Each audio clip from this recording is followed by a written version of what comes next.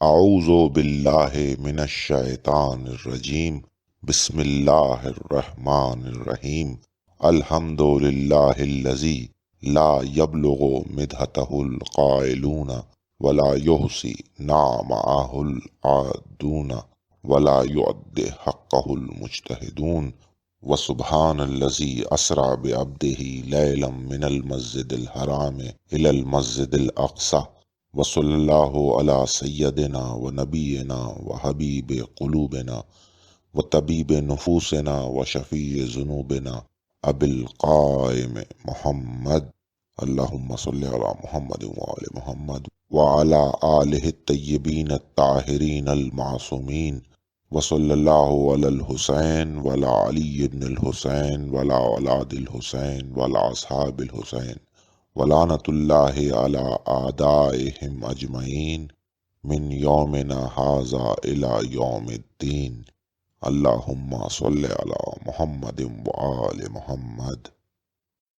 ذکر حق کے ذیل میں یہ سلسلہ مجالس علم رجال اور اس کی پیداوار کے عنوان سے آپ حضرات کے پیش خدمت ہے۔ گو کہ ان موضوعات پر گزشتہ مجالس میں کسی حد تک بات کی گئی تھی، لیکن چونکہ یہی وہ عقائد ہیں کہ جو دین اسلام میں تمام تر بے ضابطگیوں کی بنیاد ہیں،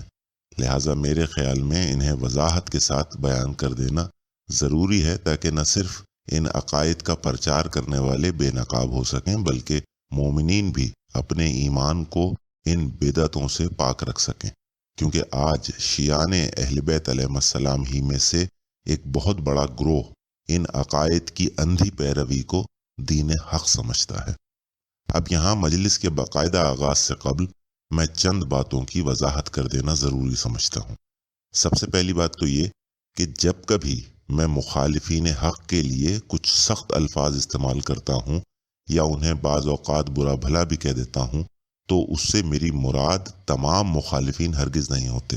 بلکہ صرف وہ لوگ مراد ہوتے ہیں کہ جو سب کچھ جانتے ہوئے بھی عمدن دشمنی حق پر کمر بستہ ہیں۔ لہٰذا پھر ایسے لوگوں کے لیے اگر کبھی آپ میری زبان سے کچھ معتبر الفاظ سنیں تو اس کا مقصد بھی صرف یہ ہوتا ہے کہ ان لوگوں کے پیروکاران انہیں ان الفاظ سے پکارتے ہیں، نہ کہ یہ کہ معاذ اللہ میں انہیں کسی بھی حوالے سے قابل احترام سمجھتا ہوں۔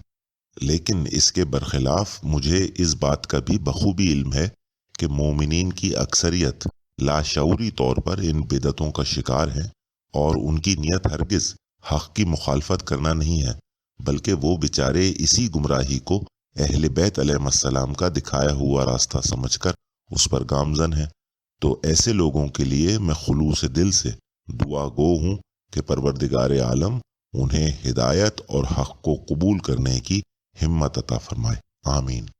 دوسری اہم بات یہ کہ ان مجالس میں بھی میرا بات کرنے کا انداز بدستور وہی رہے گا جو گزشتہ مجالس میں رہا ہے، یعنی کم سے کم وقت میں زیادہ سے زیادہ مواد بمع دلائل کے اپنے سننے والوں کے حوالے کرنا، گو کہ ایسی صورت میں بات کو سمجھنے کے لیے قدر زیادہ متوجہ رہنا پڑتا ہے، لیکن میری مجبوری یہ ہے کہ میں نہ تو کوئی مقرر ہوں اور نہ ہی کوئی مولوی ملا کہ جو ایک ذرا سی بات کو کھینچ کر مجلس بنا دوں اور ایک مجلس کو کھینچ کر پورا عشرہ۔ لہٰذا اگر میں ان مفاہیم کو اس تیز رفتاری سے بیان نہ کروں تو یقین جانیے کہ انہیں بیان کرنے کے لیے سینکڑوں مجالس بھی ناکافی ہیں، کیونکہ ہر ایک بات کے حق میں سینکڑوں دلائل دیے جا سکتے ہیں، لیکن میں صرف اور صرف طوالت سے بچنے کے لیے صرف وہی دلائل آپ حضرات کی خدمت میں پیش کرتا ہوں جن تک عام مومنین کی رسائی ممکن ہو۔ بہرحال اب اس وضاحت کے بعد مجلس کے موضوعی کی مناسبت سے کچھ ضروری تمہید اور پھر انشاءاللہ بات کا باقاعدہ آغاز۔ یہ سلسلہ مجالس در حقیقت دو فرامین معصومین علیہ السلام کی اطاعت میں ایک ادنا سی کاوش ہے۔ ایک تو وہ فرمان امیر المومنین علیہ السلام کہ جہاں مولا فرماتے ہیں کہ اور جان لو تم ہدایت کو اس وقت تک نہ پہچان سکو گے جب تک ہدایت سے دور رہنے والوں کو نہ پہچان لو گے، اور قرآن کے عہد کے اس وقت تک پابند نہ رہ سکو گے جب تک قرآن کی قانون شکنی کرنے والوں کو نہ جان لو گے، اور اس سے اس وقت تک وابستہ نہیں رہ سکتے جب تک اسے دور پھینک دینے والوں کی شناخت نہ کر لو گے۔ لہٰذا ان مجالس کا مقصد بھی دشمنان حق کے چہروں سے نقاب نوچ پھینکنا اور مذہب حقہ میں ان کی شامل کردہ بدعتوں کی نشاندہی کرنا ہے، تاکہ حقیقت دین سننے والوں کے سامنے آ سکے۔ اس سلسلے کا دوسرا فرمان امام جعفر صادق علیہ السلام کا ہے کہ جہاں مولا فرماتے ہیں کہ اپنا علم لکھو اور اپنے بھائیوں کے درمیان پھیلاؤ، موت کے وقت اپنی اولاد کے لیے کتابیں بطور ورثہ چھوڑو، کیونکہ ایسا زمانہ آئے گا جب ہر جگہ فتنہ و فساد کی لپیٹ میں ہوگی اور لوگ صرف آپ کی کتابوں سے مانوس ہوں گے۔ اب میں یہ سمجھتا ہوں کہ دور حاضر میں یہ سوشل میڈیا اور یوٹیوب کافی حد تک کتابوں کی جگہ لے چکے ہیں، اور بالخصوص نوجوان طبقے کے پاس آج نہ تو اتنا وقت ہے کہ وہ کتابوں میں سر کھپائیں، اور نہ ہی وہ تحمل اور برداشت باقی ہے کہ جو اس شوق کے لیے درکار ہوتی ہے۔ لہٰذا دور حاضر کے تقاضوں کے مطابق کتاب کے بجائے یہ مجالس ویڈیو شکل میں آپ حضرات کے پیش خدمت ہیں۔ بس ہمیشہ کی طرح گزارش میری آپ حضرات سے وہی ہے کہ خدا را اہل بیت علیہ السلام کو حاضر ناظر جانتے ہوئے میری اس گفتگو کو بالکل غیر جانبداری کے ساتھ ٹھنڈے دل سے سمجھنے کی کوشش ضرور کیجیے گا۔ اور ویسے بھی عقل یہ کہتی ہے کہ کسی کی بات کو خلوص دل سے سن لینے میں کوئی حرج نہیں، کیونکہ کم از کم اس کا ایک فائدہ یہ ضرور ہوتا ہے کہ اگر بات بے تکی بھی ہو تو آپ اپنے موجودہ عقائد پر مزید مستحکم ہو جاتے ہیں، اور اگر بات حق ہو تو اس سے بڑی اور کیا نعمت ہو سکتی ہے۔ اور بقول سورہ زمر آیت 18، عقل مند اور ہدایت یافتہ وہی لوگ ہیں جو سب کی باتوں کو غور سے سنتے ہیں اور پھر سب سے اچھی بات کی پیروی کرتے ہیں۔ دیکھیے، ہم سب لوگوں کا شمار ناقصین میں ہوتا ہے، اور ناقص کہتے ہی اسے ہیں کہ جس میں بہتری کی گنجائش موجود ہو۔ لہٰذا اگر ہم کسی کی بات کو سنیں اور سمجھے بغیر ہی محض اس لیے رد کر دیں کہ جناب یہ بات ہمارے موجودہ عقائد کے برخلاف ہے، تو اس سے بڑی بیوقوفی اور کوئی نہیں ہو سکتی، کیونکہ یہ طرز عمل نہ صرف انسان کی اصلاح کا دروازہ بند کر دیتا ہے، بلکہ اگر دنیا میں بسنے والے تمام لوگ یہی حکمت عملی اختیار کر لیں تو یقین جانیے کہ نہ تو کوئی کافر اسلام قبول کرے اور نہ ہی کوئی غیر مذہب اہل بیت میں داخل ہو۔ یہی وجہ ہے کہ امیر المومنین علیہ السلام فرماتے ہیں کہ یہ مت دیکھو کہ کون کہہ رہا ہے، بلکہ یہ دیکھو کہ کیا کہہ رہا ہے۔ اور یقین جانیے کہ زبانی اقرار سے بڑھ کر جو کوئی مولا کے اس فرمان مبارک پر صدق دل سے عمل پیرا ہو جائے، ہدایت اس کا نصیب بن جاتی ہے۔ اب جہاں تک کہی گئی بات کی قدر و منزلت کا تعلق ہے تو اس کے متعلق مولا متقیان علیہ السلام فرماتے ہیں کہ احسن الکلام ما قل و دل، بہترین کلام وہ ہے کہ جو مختصر ہو اور دلیل کے ساتھ ہو۔ لہٰذا معلوم یہ ہوا کہ بولنے والے کی عزت و احترام اس کے کلام پر منحصر ہے، اور کلام کی قدر و منزلت اس کے حق میں پیش کردہ دلائل پر۔ اور بقول سورہ انعام آیت 19، سب سے گراں قدر دلیل اور گواہی کلام الہی ہے۔ یہی وجہ ہے کہ معصومین علیہ السلام قدم قدم پر خود سے منسوب فرامین کے متعلق بھی یہی فرماتے ہیں کہ جو حدیث کتاب خدا کے موافق ہو اسے لے لو، اور جو مخالف کتاب خدا ہو اسے چھوڑ دو۔ لہٰذا معصومین علیہ السلام کے ان فرامین کی روح سے بولنے والا چاہے جتنا ہی بڑا نام کیوں نہ ہو، لیکن اگر اس کی بات مطابق قرآن نہیں تو وہ بات نہ صرف بے تکی ہے بلکہ سوائے قیاس آرائی کے اور کچھ نہیں۔ اور قیاس آرائی کی مذمت قرآن مجید سمیت تمام ہی معصومین علیہ السلام نے فرمائی ہے۔ جس طرح ایک مقام پر صادق آل محمد علیہ السلام ابو حنیفہ سے یہ فرماتے ہیں کہ دیکھو قیاس نہ کیا کرو، کیونکہ سب سے پہلے ابلیس ملعون نے قیاس کیا تھا۔ یہی وجہ ہے کہ اللہ رب العزت کی نظر میں صرف وہی لوگ سچے ہیں کہ جو دلیل سے بات کریں۔ اسی لیے وہ قدم قدم پر اپنے محبوب سرور دو عالم صلی اللہ علیہ وآلہ وسلم کی زبان مبارک سے یہ اعلان کراتا ہے کہ قل ہاتو برہانکم ان کنتم صادقین، کہ اے رسول ان سے کہہ دو کہ اگر تم سچے ہو تو دلیل پیش کرو۔ اور دیکھیے دلیل کی یہ اہمیت صرف دین اسلام اور مسلمانوں ہی کی حد تک محدود نہیں ہے، بلکہ عقل اس بات کی گواہی دیتی ہے کہ صرف وہی بات قابل اعتبار ہو سکتی ہے کہ جو دلیل کے ساتھ ہو۔ یہی وجہ ہے کہ دنیا کے ہر معاشرے میں آج عدالتی نظام اسی اصول پر استوار ہے۔ لہٰذا میں نہیں سمجھتا کہ روئے زمین پر بسنے والا کوئی ایک انسان بھی اب تک پیش کی جانے والی گفتگو سے ذرہ برابر بھی اختلاف رکھتا ہو۔ اب سوال یہ پیدا ہوتا ہے کہ جب دلیل کی اس اہمیت پر دنیا کا ہر انسان 100% متفق ہے تو پھر یہ پوری دنیا کسی ایک عقیدے پر متفق کیوں نہیں؟ مطلب ایک ہی خدا کے ماننے والے کئی طرح کے مذاہب میں کیوں بٹے ہوئے ہیں؟ اور پھر دیگر مذاہب کی بات بھی چھوڑیے، ہم یہاں دین اسلام پر گفتگو کر رہے ہیں، تو یہ بتائیے کہ ایک ہی رسول اور ایک ہی قرآن کے ماننے والے یہ مسلمان دلیل کی اہمیت کو تسلیم کرنے کے باوجود بھی آج طرح طرح کے فرقوں میں ایک دوسرے کے دست و گریباں کیوں ہیں؟ لہٰذا تسلیم کرنا پڑے گا کہ تمام امت محمدی صلی اللہ علیہ وآلہ وسلم کا کسی ایک عقیدے پر متفق نہ ہونا اس بات کا ناقابل انکار ثبوت ہے کہ حقانیت دلیل انسان کی فطرت میں ہونے کے باوجود بھی یہ انسان کہیں نہ کہیں شیطان مردود کے بہکاوے میں آ کر حکم خدا و رسول صلی اللہ علیہ وآلہ وسلم سے روگردانی ضرور کر رہا ہے، کہ جس کا نتیجہ یہ فرقہ واریت ہے۔ اب اگر شیطان ملعون کے اس بہکاوے کو سمجھنے کی کوشش کی جائے جو اس امت کو ہم عقیدہ نہیں ہونے دیتا، تو معلوم یہ ہوگا کہ جب شیطان مردود انسان کی فطرت سے دلیل کی اہمیت کو مٹانے میں ناکام رہا تو اس ملعون نے کیا یہ کہ انسان کو اس معیار دلیل سے گرا دیا جس کی پاسداری کا حکم اللہ نے بھی دیا اور اللہ کے انبیاء و مرسلین علیہ السلام نے بھی۔ اور یہ وہی معیار دلیل ہے کہ جس کے سوا کسی اور دلیل کی حفاظت کا ذمہ خدا نے تو کیا کسی نے نہیں اٹھایا۔ میری مراد قرآن مجید سے ہے کہ جس کے متعلق سورہ ہجر کی آیت 9 میں یہ ارشاد ہوتا ہے کہ بسم اللہ الرحمن الرحیم وَإِنَّا نَحْنُ نَزَّلْنَا الذِّكْرَ وَإِنَّا لَهُ لَحَافِظُونَ، کہ بے شک ہم ہی نے یہ ذکر نازل کیا اور ہم ہی اس کی حفاظت کرنے والے ہیں۔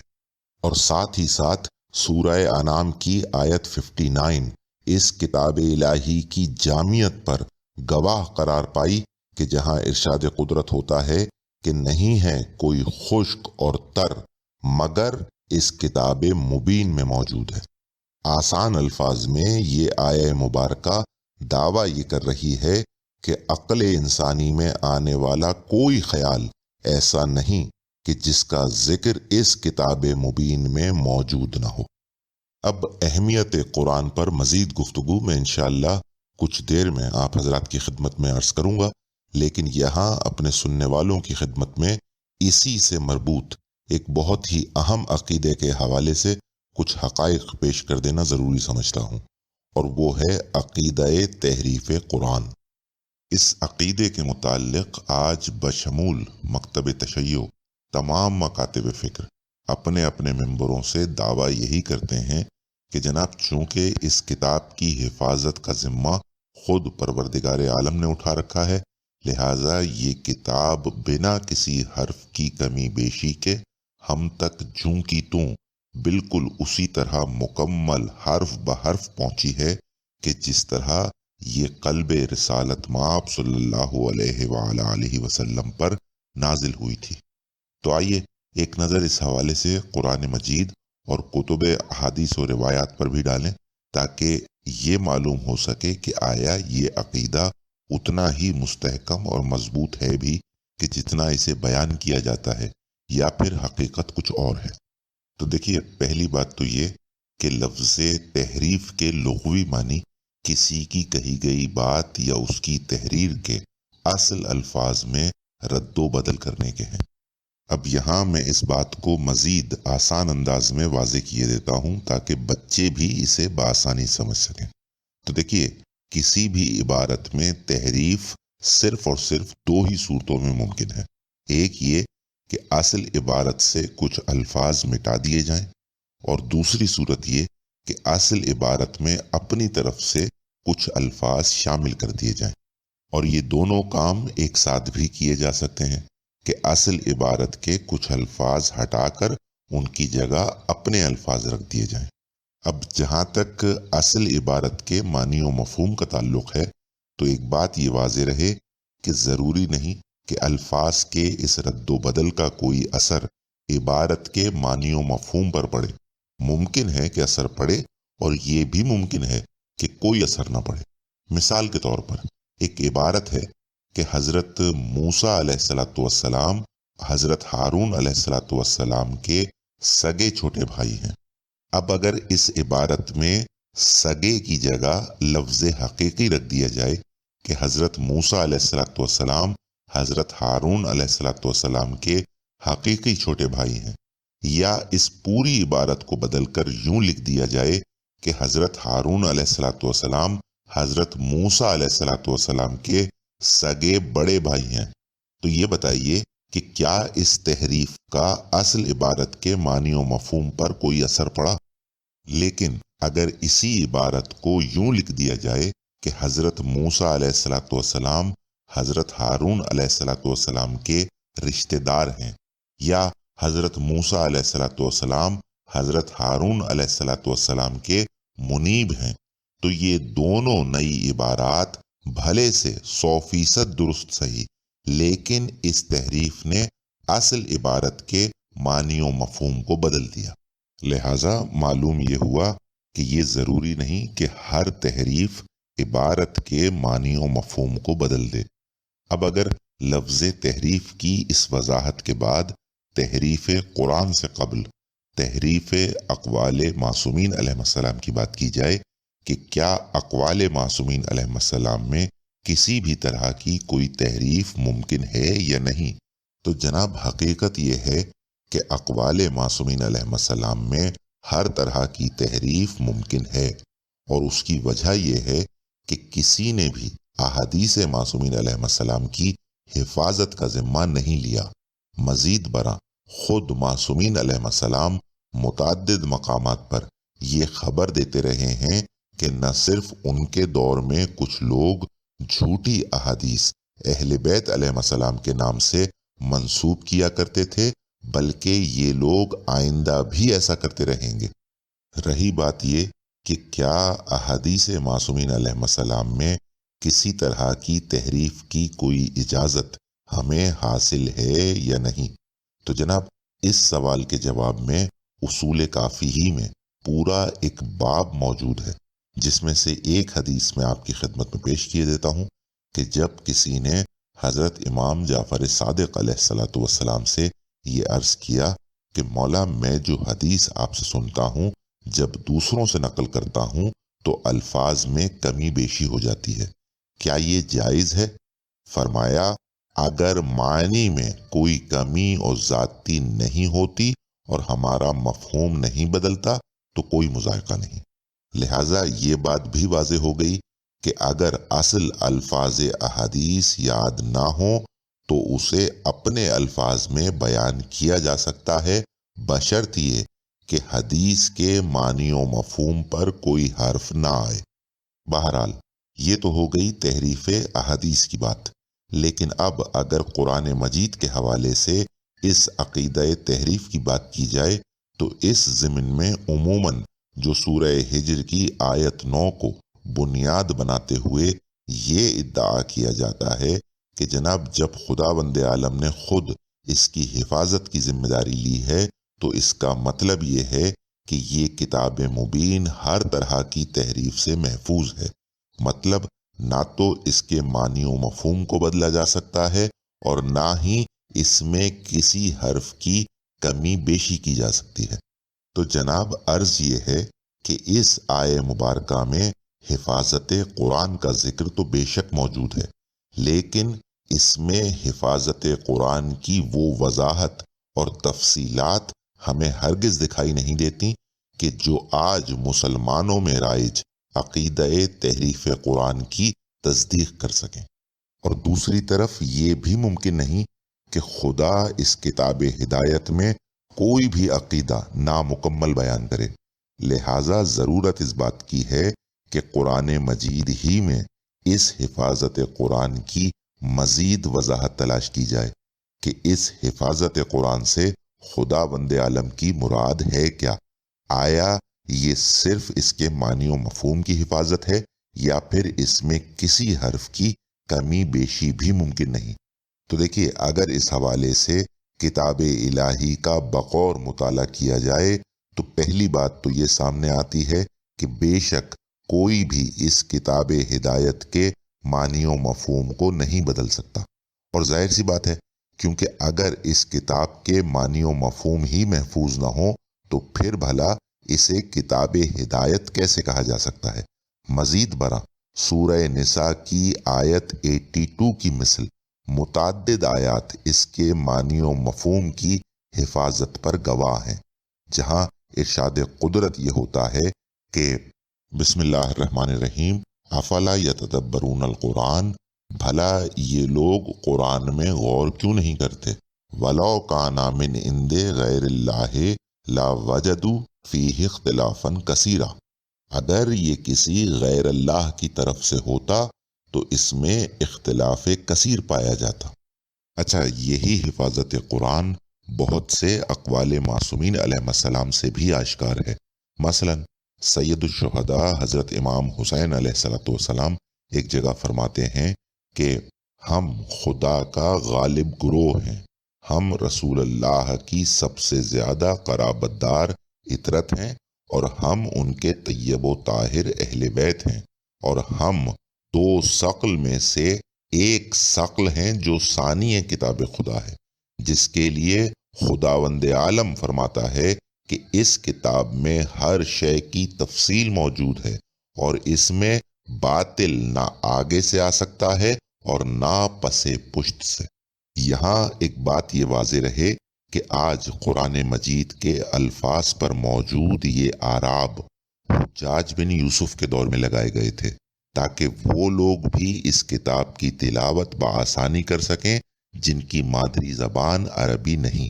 آسان الفاظ میں ان اعراب کی حیثیت اور مقصد بالکل وہی ہے جو آج مختلف زبانوں میں کیے جانے والے قرآن مجید کے تراجم کا ہے، تاکہ دنیا بھر کے مسلمان اس کتاب الہی کو بآسانی سمجھ سکیں۔ کہنے کا مقصد یہ ہے کہ یہ دونوں اضافی چیزیں اس کتاب الہی کا حصہ ہرگز نہیں ہیں جو قلب محمد مصطفیٰ صلی اللہ علیہ وآلہ وسلم پر نازل ہوئی یا جس کی حفاظت کا ذمہ پروردگار عالم نے اٹھایا۔ بہرحال تحریف قرآن کے حوالے سے دوسری اہم بات جس پر یہ کتاب الہی دلالت کرتی ہے وہ یہ کہ بے شک خلق خدا اس کتاب الہی میں اپنے کسی ایک حرف کا بھی اضافہ ہرگز نہیں کر سکتی، چاہے اس اضافے سے آیت کے معنی و مفہوم پر کوئی اثر پڑے یا نہ پڑے۔ اور یہ گواہی قرآن مجید میں متعدد مقامات پر مختلف انداز میں موجود ہے، جسے میں بارہا آپ حضرات کی خدمت میں پیش بھی کر چکا ہوں۔ مثلا سورہ بنی اسرائیل کی آیت 88 یا سورہ یونس کی آیت 38 اس حوالے سے دیکھی جا سکتی ہے، جہاں ارشاد قدرت یہ ہوتا ہے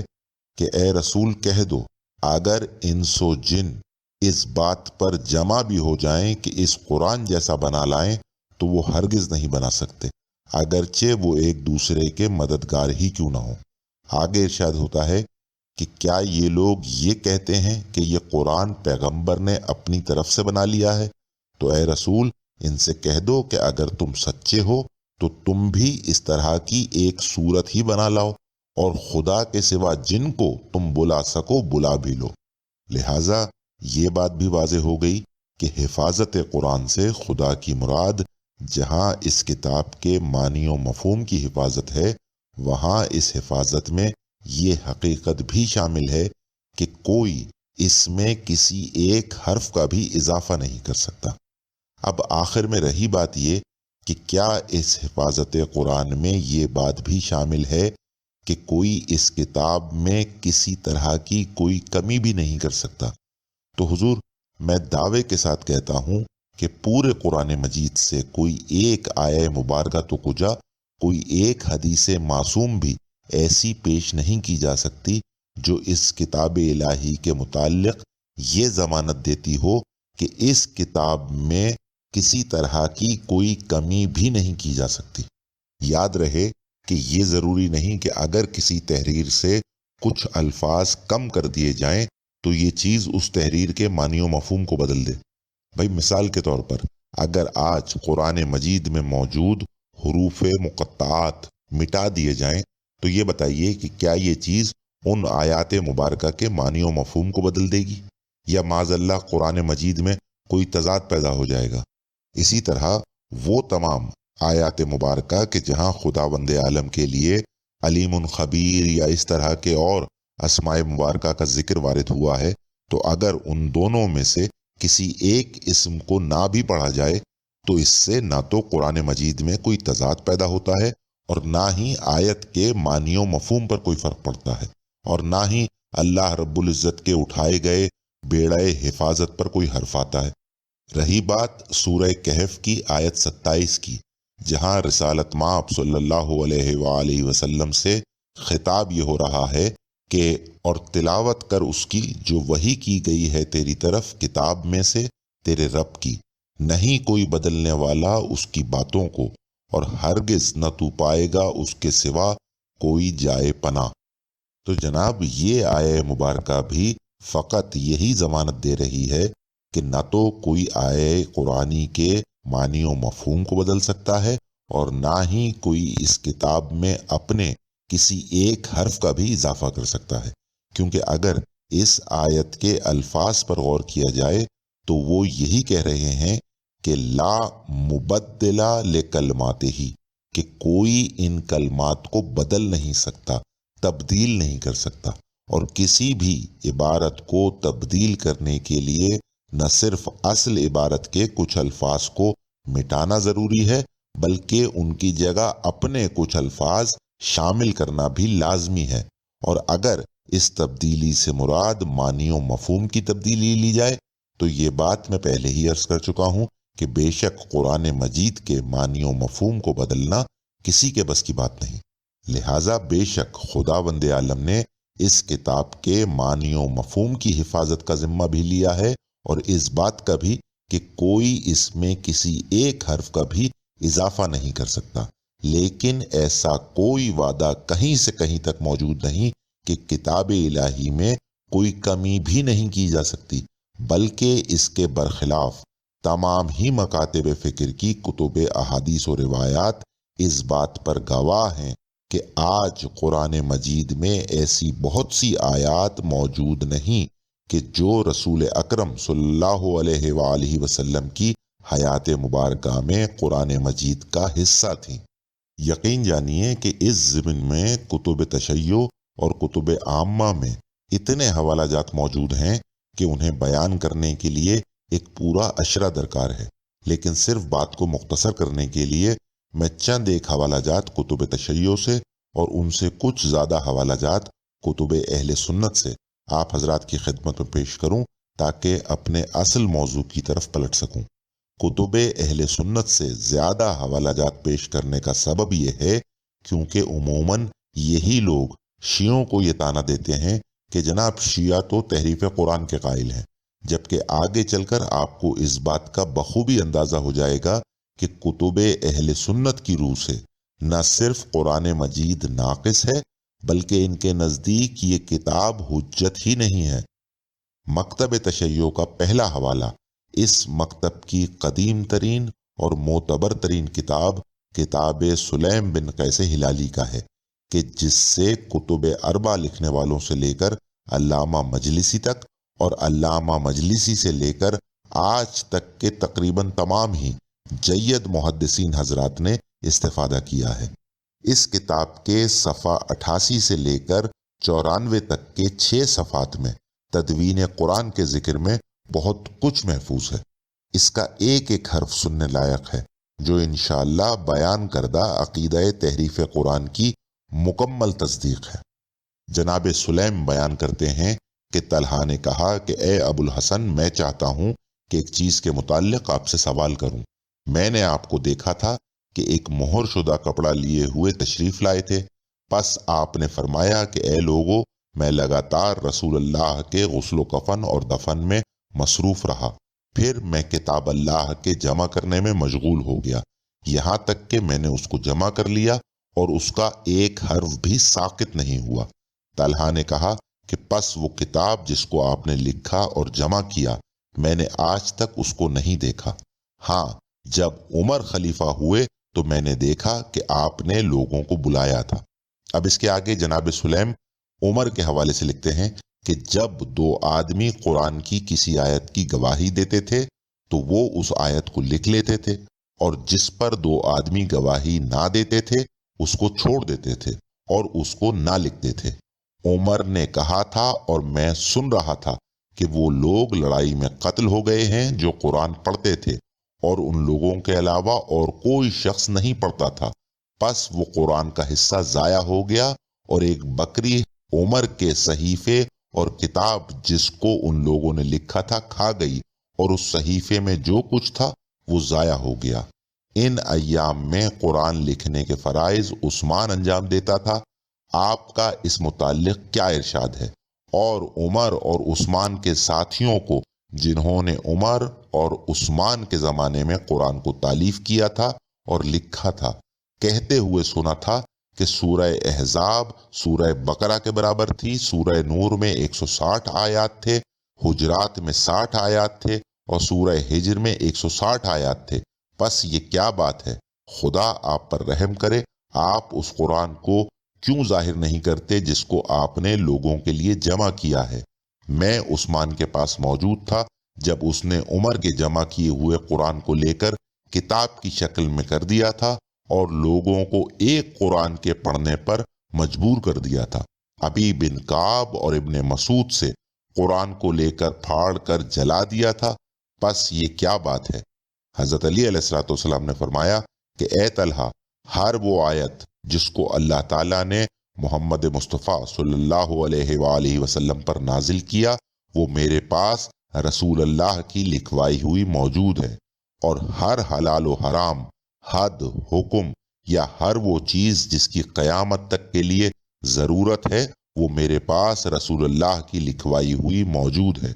طلحہ نے عرض کی کہ آپ کے پاس ہر چھوٹی بڑی، خاص یا عام، گزشتہ اور قیامت تک ہونے والے واقعات لکھے ہوئے ہیں، موجود ہیں؟ حضرت علی علیہ السلام نے فرمایا ہاں، میرے پاس لکھے ہوئے موجود ہیں۔ ان کے علاوہ رسول اللہ نے اپنے مرض کے وقت علم کے 1000 باب مجھے تعلیم دیے تھے، اور میرے لیے ہر ایک دروازے سے مجھ پر 1000 دروازے اور کھل گئے۔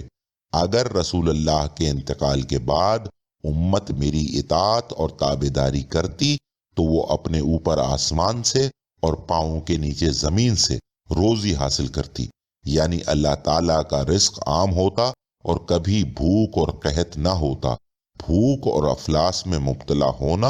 اہل بیت علیہ السلام کی اطاعت نہ کرنے کا نتیجہ ہے۔ اے طلحہ، کیا تم اس وقت موجود نہ تھے جب رسول اللہ نے کتف طلب کیا تھا تاکہ اس میں وہ چیز لکھ دیں جس سے نہ امت گمراہ ہو اور نہ اختلاف کرے؟ اور عمر نے کہا تھا کہ اللہ کا نبی معاذ اللہ ہذیان کہہ رہا ہے، اللہ لعنت کرے، اللہم لن قتلت الحسین وصحبہ۔ یہ بات سن کر رسول اللہ ناراض ہو گئے تھے۔ طلحہ نے کہا ہاں، میں اس وقت موجود تھا۔ حضرت علی علیہ السلام نے فرمایا کہ جب لوگ نکل گئے تھے تو رسول اللہ نے مجھے وہ بات بتائی تھی جس کو آپ کتف پر لکھنا چاہتے تھے۔ حضرت جبریل علیہ السلام نے رسول اللہ کو خبر دی تھی کہ اللہ تعالیٰ کو اس امت کا تفرقہ اور اختلاف معلوم ہے۔ پھر رسول اللہ صلی اللہ علیہ وآلہ وسلم نے ایک صحیفہ طلب کیا اور مجھے اس میں وہ چیز لکھوائی جس کو آپ کتف پر تحریر کرنا چاہتے تھے،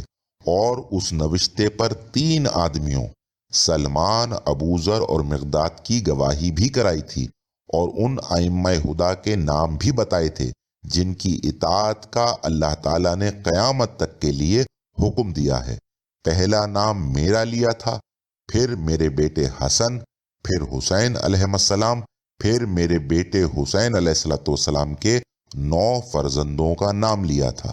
پھر حضرت علی علیہ السلام نے فرمایا، اے ابو ذر، اے مقداد، ایسا ہی ہوا تھا؟ ان دونوں نے کہا کہ ہم گواہی دیتے ہیں کہ رسول اللہ نے ایسا ہی کہا تھا۔ طلحہ نے کہا کہ اللہ کی قسم، میں نے رسول اللہ کو فرماتے ہوئے سنا تھا کہ ابو ذر سے زیادہ سچے آدمی پر نہ آسمان نے سایہ کیا ہے اور نہ زمین نے ایسے آدمی کو اٹھایا ہے، اور نہ ہی اس سے زیادہ کوئی نیکوکار ہے۔ طلحہ نے کہا کہ میں گواہی دیتا ہوں دونوں نے حق کہا، اور اے علی، آپ میرے نزدیک ان دونوں سے زیادہ سچے ہیں۔ پھر حضرت علی علیہ السلام نے طلحہ کی طرف متوجہ ہو کر فرمایا، اے طلحہ، اللہ سے ڈر،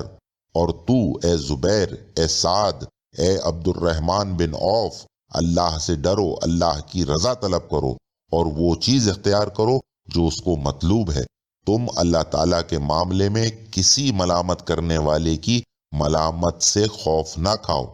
طلحہ نے کہا کہ اے ابو الحسن، میں نہیں دیکھتا کہ آپ نے میرے سوال کا جواب دیا ہو جو قرآن کے بارے میں نے کیا تھا، کہ آپ کیوں اس قرآن کو لوگوں پر ظاہر نہیں کرتے ہیں؟ آپ نے فرمایا، اے طلحہ، میں جان بوجھ کر تمہارے سوال کے جواب سے رک گیا۔ اے طلحہ، مجھے بتاؤ۔ اب یہ بات بالخصوص سننے والی ہے۔ مولا نے فرمایا کہ اے طلحہ، مجھے بتاؤ کہ جو کچھ عمر اور عثمان نے جمع کیا ہے وہ تمام کا تمام قرآن ہے، یا اس میں کوئی ایسی چیز بھی ہے جو قرآن نہیں ہے؟ طلحہ نے کہا، بلکہ وہ سارا کا سارا قرآن ہی ہے۔ آپ نے فرمایا، جو کچھ اس میں ہے اگر عمل کرو گے تو جہنم سے نجات پاؤ گے اور جنت میں داخل ہو جاؤ گے۔ اس قرآن میں ہماری محبت اور ہمارے حق کا بیان اور ہماری اطاعت کا فرض ہونا موجود ہے۔ طلحہ نے کہا کہ مجھے کافی ہے، جب وہ قرآن ہے تو مجھے کافی ہے۔ پھر طلحہ نے کہا کہ اے علی، مجھے اس قرآن کے متعلق خبر دیجئے جو آپ کے ہاتھ میں ہے، اس کی تعویل، علم، حلال و حرام ہے۔ آپ اس قرآن کو کس کے سپرد کریں گے، اور آپ کے اس قرآن کا مالک کون ہوگا؟ آپ نے فرمایا، وہ شخص اس قرآن کا مالک ہوگا جس کا حکم رسول اللہ نے مجھے دیا ہے کہ میں اس قرآن کو اس کے سپرد کر دوں۔ طلحہ نے کہا، وہ کون ہے؟ آپ نے فرمایا، میرا وصی، میرے بعد تمام لوگوں سے افضل و اعلیٰ میرا بیٹا حسن ہے، اس کے سپرد قرآن ہوگا۔ پھر میرا بیٹا حسن اس قرآن کو آخری وقت میں میرے بیٹے حسین علیہ السلام کے سپرد کرے گا۔ پھر یکے بعد دیگر اولاد حسین علیہ السلام کے پاس یہ قرآن منتقل ہوتا رہے گا، یہاں تک کہ آخری ان کا مہدی علیہ السلام ہوں گے۔ یہ قرآن کے ساتھ ہیں، قرآن ان کے ساتھ ہے۔ یہ قرآن سے جدا نہ ہوں گے اور قرآن ان سے جدا نہ ہوگا۔ اب بتائیے کہ جو یہ اقتباس میں نے آپ کو پڑھ کر سنایا، اس سے رائج الوقت عقیدہ تحریف قرآن ثابت ہوتا ہے، یا یہ ان حقائق پر دلالت کرتا ہے جو میں نے آپ کی خدمت میں بیان کیے؟ بہرحال دوسرا حوالہ سورہ نساء کی آیت 24 ہے، جسے آیہ متا بھی کہا جاتا ہے، جہاں ارشاد قدرت یہ ہوتا ہے کہ بسم اللہ الرحمن الرحیم، فَمَسْتَمْتَعْتُمْ بِهِ مِنْهُنَّ فَآتُوهُنَّ أُجُورَهُنَّ فَرِيضَةً۔ اب ویسے تو میں گزشتہ ایک مجلس میں اس آیہ مبارکہ کو بہت تفصیل کے ساتھ بیان کر چکا ہوں کہ جب مکتب تشیع اپنے عقیدہ متا کے حق میں اس اکلوتی دلیل کو بھی بے محل پاتے ہیں تو وہ فوراً ہی ان احادیث معصومین علیہ السلام کا سہارا لیتے ہیں کہ جو اس آیہ مبارکہ کو ناقص قرار دیتے ہیں کہ جناب اس آیہ مبارکہ میں سے الا اجل مسمى کے الفاظ ساقط ہیں، اور اس حوالے سے نہ صرف کتب احادیث و تفاسیر بلکہ قرآن کے حاشیے بھی بطور دلیل موجود ہیں، جہاں وہ اقوال معصومین علیہ السلام مرقوم ہیں جو اس بات کی تائید کرتے ہیں۔ جس طرح مقبول احمد صاحب کے ترجمہ قرآنی میں اسی آیہ مبارکہ کے ذیل میں بحوالہ اصول کافی صادق آل محمد علیہ السلام کا یہ فرمان رقم ہے کہ مولا نے فرمایا ہے کہ یہ آیہ مبارکہ یوں نازل ہوئی تھی کہ فَمَسْتَمْتَعْتُمْ بِهِ مِنْهُنَّ الا اجل مسمى فاتوہن اجورہن فریضہ۔ غرض یہ کہ آیہ اولی الامر کے ذیل میں بھی متعدد شیعہ تفاسیر میں یہ مرقوم ہے کہ زمانہ رسالت مآب صلی اللہ علیہ وآلہ وسلم میں اس آیہ مبارکہ میں فردوہ الی اللہ ورسولہ کے بعد و اولی الامر کے الفاظ بھی موجود تھے کہ پھر اگر اختلاف ہو کسی بات میں تو رجوع کرو اللہ، اس کے رسول صلی اللہ علیہ وآلہ وسلم اور اولی الامر سے۔ اب بتائیے کہاں گیا آپ کا وہ عقیدہ تحریف قرآن؟ اور یقین جانیے، جیسا کہ میں نے پہلے بھی عرض کیا کہ پیش کردہ یہ حوالہ جات ان حوالہ جات کا 10% بھی نہیں ہے جو کتابوں میں موجود ہیں۔ بہرحال اب اگر اسی حوالے سے ایک نظر کتب اہل سنت پر ڈالی جائے تو وہاں بھی کچھ یہی صورتحال ہے۔ صحیح مسلم کی حدیث نمبر 3597 کہ جہاں حضرت عائشہ یہ کہتی ہیں کہ قرآن میں نازل کیا گیا تھا کہ 10 بار دودھ پلانا جن کا علم ہو حرمت کا سبب بن جاتا ہے، پھر انہیں 5 بار دودھ پلانے سے جن کا علم ہو منسوخ کر دیا گیا۔ جب رسول اللہ صلی اللہ علیہ وآلہ وسلم کا انتقال ہوا تو یہ ان آیات میں تھیں جن کی قرآن میں تلاوت کی جاتی تھی۔ اب بتائیے کہ بقول حضرت عائشہ جو حکم رضاعت رسالت مآب صلی اللہ علیہ وآلہ وسلم کے وصال کے بعد بھی قرآن مجید میں موجود تھا، آج وہ کہاں غائب ہو گیا؟ کیونکہ جو قرآن آج ہمارے اور آپ کے پاس موجود ہے اس میں تو کوئی ایک آیت بھی اس حوالے سے موجود نہیں۔ دوسرا حوالہ ترمذی کا ہے جسے کتاب مشکات میں حدیث نمبر 2222 میں بھی دیکھا جا سکتا ہے کہ جہاں ابن عباس بیان کرتے ہیں کہ میں نے عثمان سے کہا تمہیں کس چیز نے آمادہ کیا کہ تم نے سورہ انفال کا قصد کیا جبکہ وہ مسانی صورت ہے، اور سورہ برات کا قصد کیا جبکہ وہ معین صورتوں میں سے ہے، اور تم نے ان دونوں صورتوں کو ملایا اور تم نے ان کے درمیان بسم اللہ بھی نہیں لکھی اور تم نے اسے 7 لمبی صورتوں میں رکھ دیا، ایسا کرنے پر کس چیز نے تمہیں ابھارا؟ عثمان نے کہا کہ رسول اللہ صلی اللہ علیہ وآلہ وسلم کی یہ صورتحال تھی کہ کبھی طویل وقت گزر جاتا اور آپ پر کوئی صورت نازل نہ ہوتی اور متعدد آیات والی صورتیں نازل ہوتی، اور جب آپ پر کچھ حصہ نازل ہوتا تو آپ کسی کاتب وحی کو بلاتے اور اس سے فرماتے کہ ان آیات کو فلاں صورت میں جہاں فلاں فلاں تذکرہ ہے شامل کر دو۔ سورہ انفال وہ صورت ہے جو قیام مدینہ کے ابتدائی دور میں نازل ہوئی تھی، جبکہ سورہ برات نزول کے لحاظ سے نزول قرآن کے آخری دور میں نازل ہوئی، اور باللحاظ مضمون دونوں ایک دوسرے کے مشابہ تھیں۔ رسول اللہ وفات پا گئے اور آپ نے وضاحت نہ فرمائی، استغفر اللہ ربی واتوب بولے، کہ وہ سورہ توبہ اس سورہ انفال میں سے ہے یا نہیں، اسی لیے میں نے ان دونوں کو ملایا اور بسم اللہ الرحمن الرحیم نہیں لکھی، اور میں نے اسے 7 لمبی صورتوں میں شامل کیا۔ انا للہ و انا الیہ راجعون۔ مطلب یہ تدوین کتاب الہی ہو رہی ہے یا معاذ اللہ کوئی کھیل کہ قرآن جمع کرنے والوں کو یہی نہیں معلوم کہ سورہ انفال اور سورہ توبہ 2 الگ الگ صورتیں ہیں یا نہیں؟ اب اس سے آپ بخوبی اندازہ لگا سکتے ہیں کہ ان جاہل دشمنان حق نے اس حوالے سے کیا کچھ نہیں کیا ہوگا۔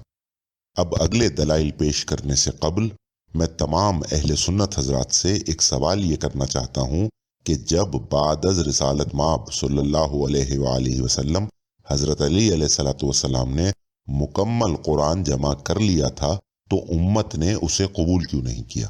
آخر امیر المومنین علیہ السلام کے جمع کردہ قرآن میں ایسا کیا تھا جو مسلمانوں کے خلفاء کو برداشت نہیں تھا اور انہیں خود سے قرآن جمع کرنے کی ضرورت پیش آئی؟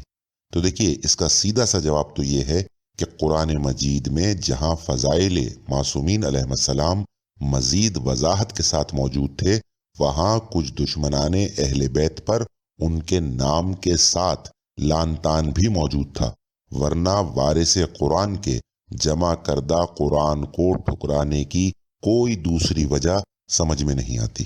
اور اس حقیقت کی ایک دلیل میں تفسیر در منصور سے پیش کیے دیتا ہوں، جو مکتب عامہ میں سب سے گراں قدر تفسیر مانی جاتی ہے۔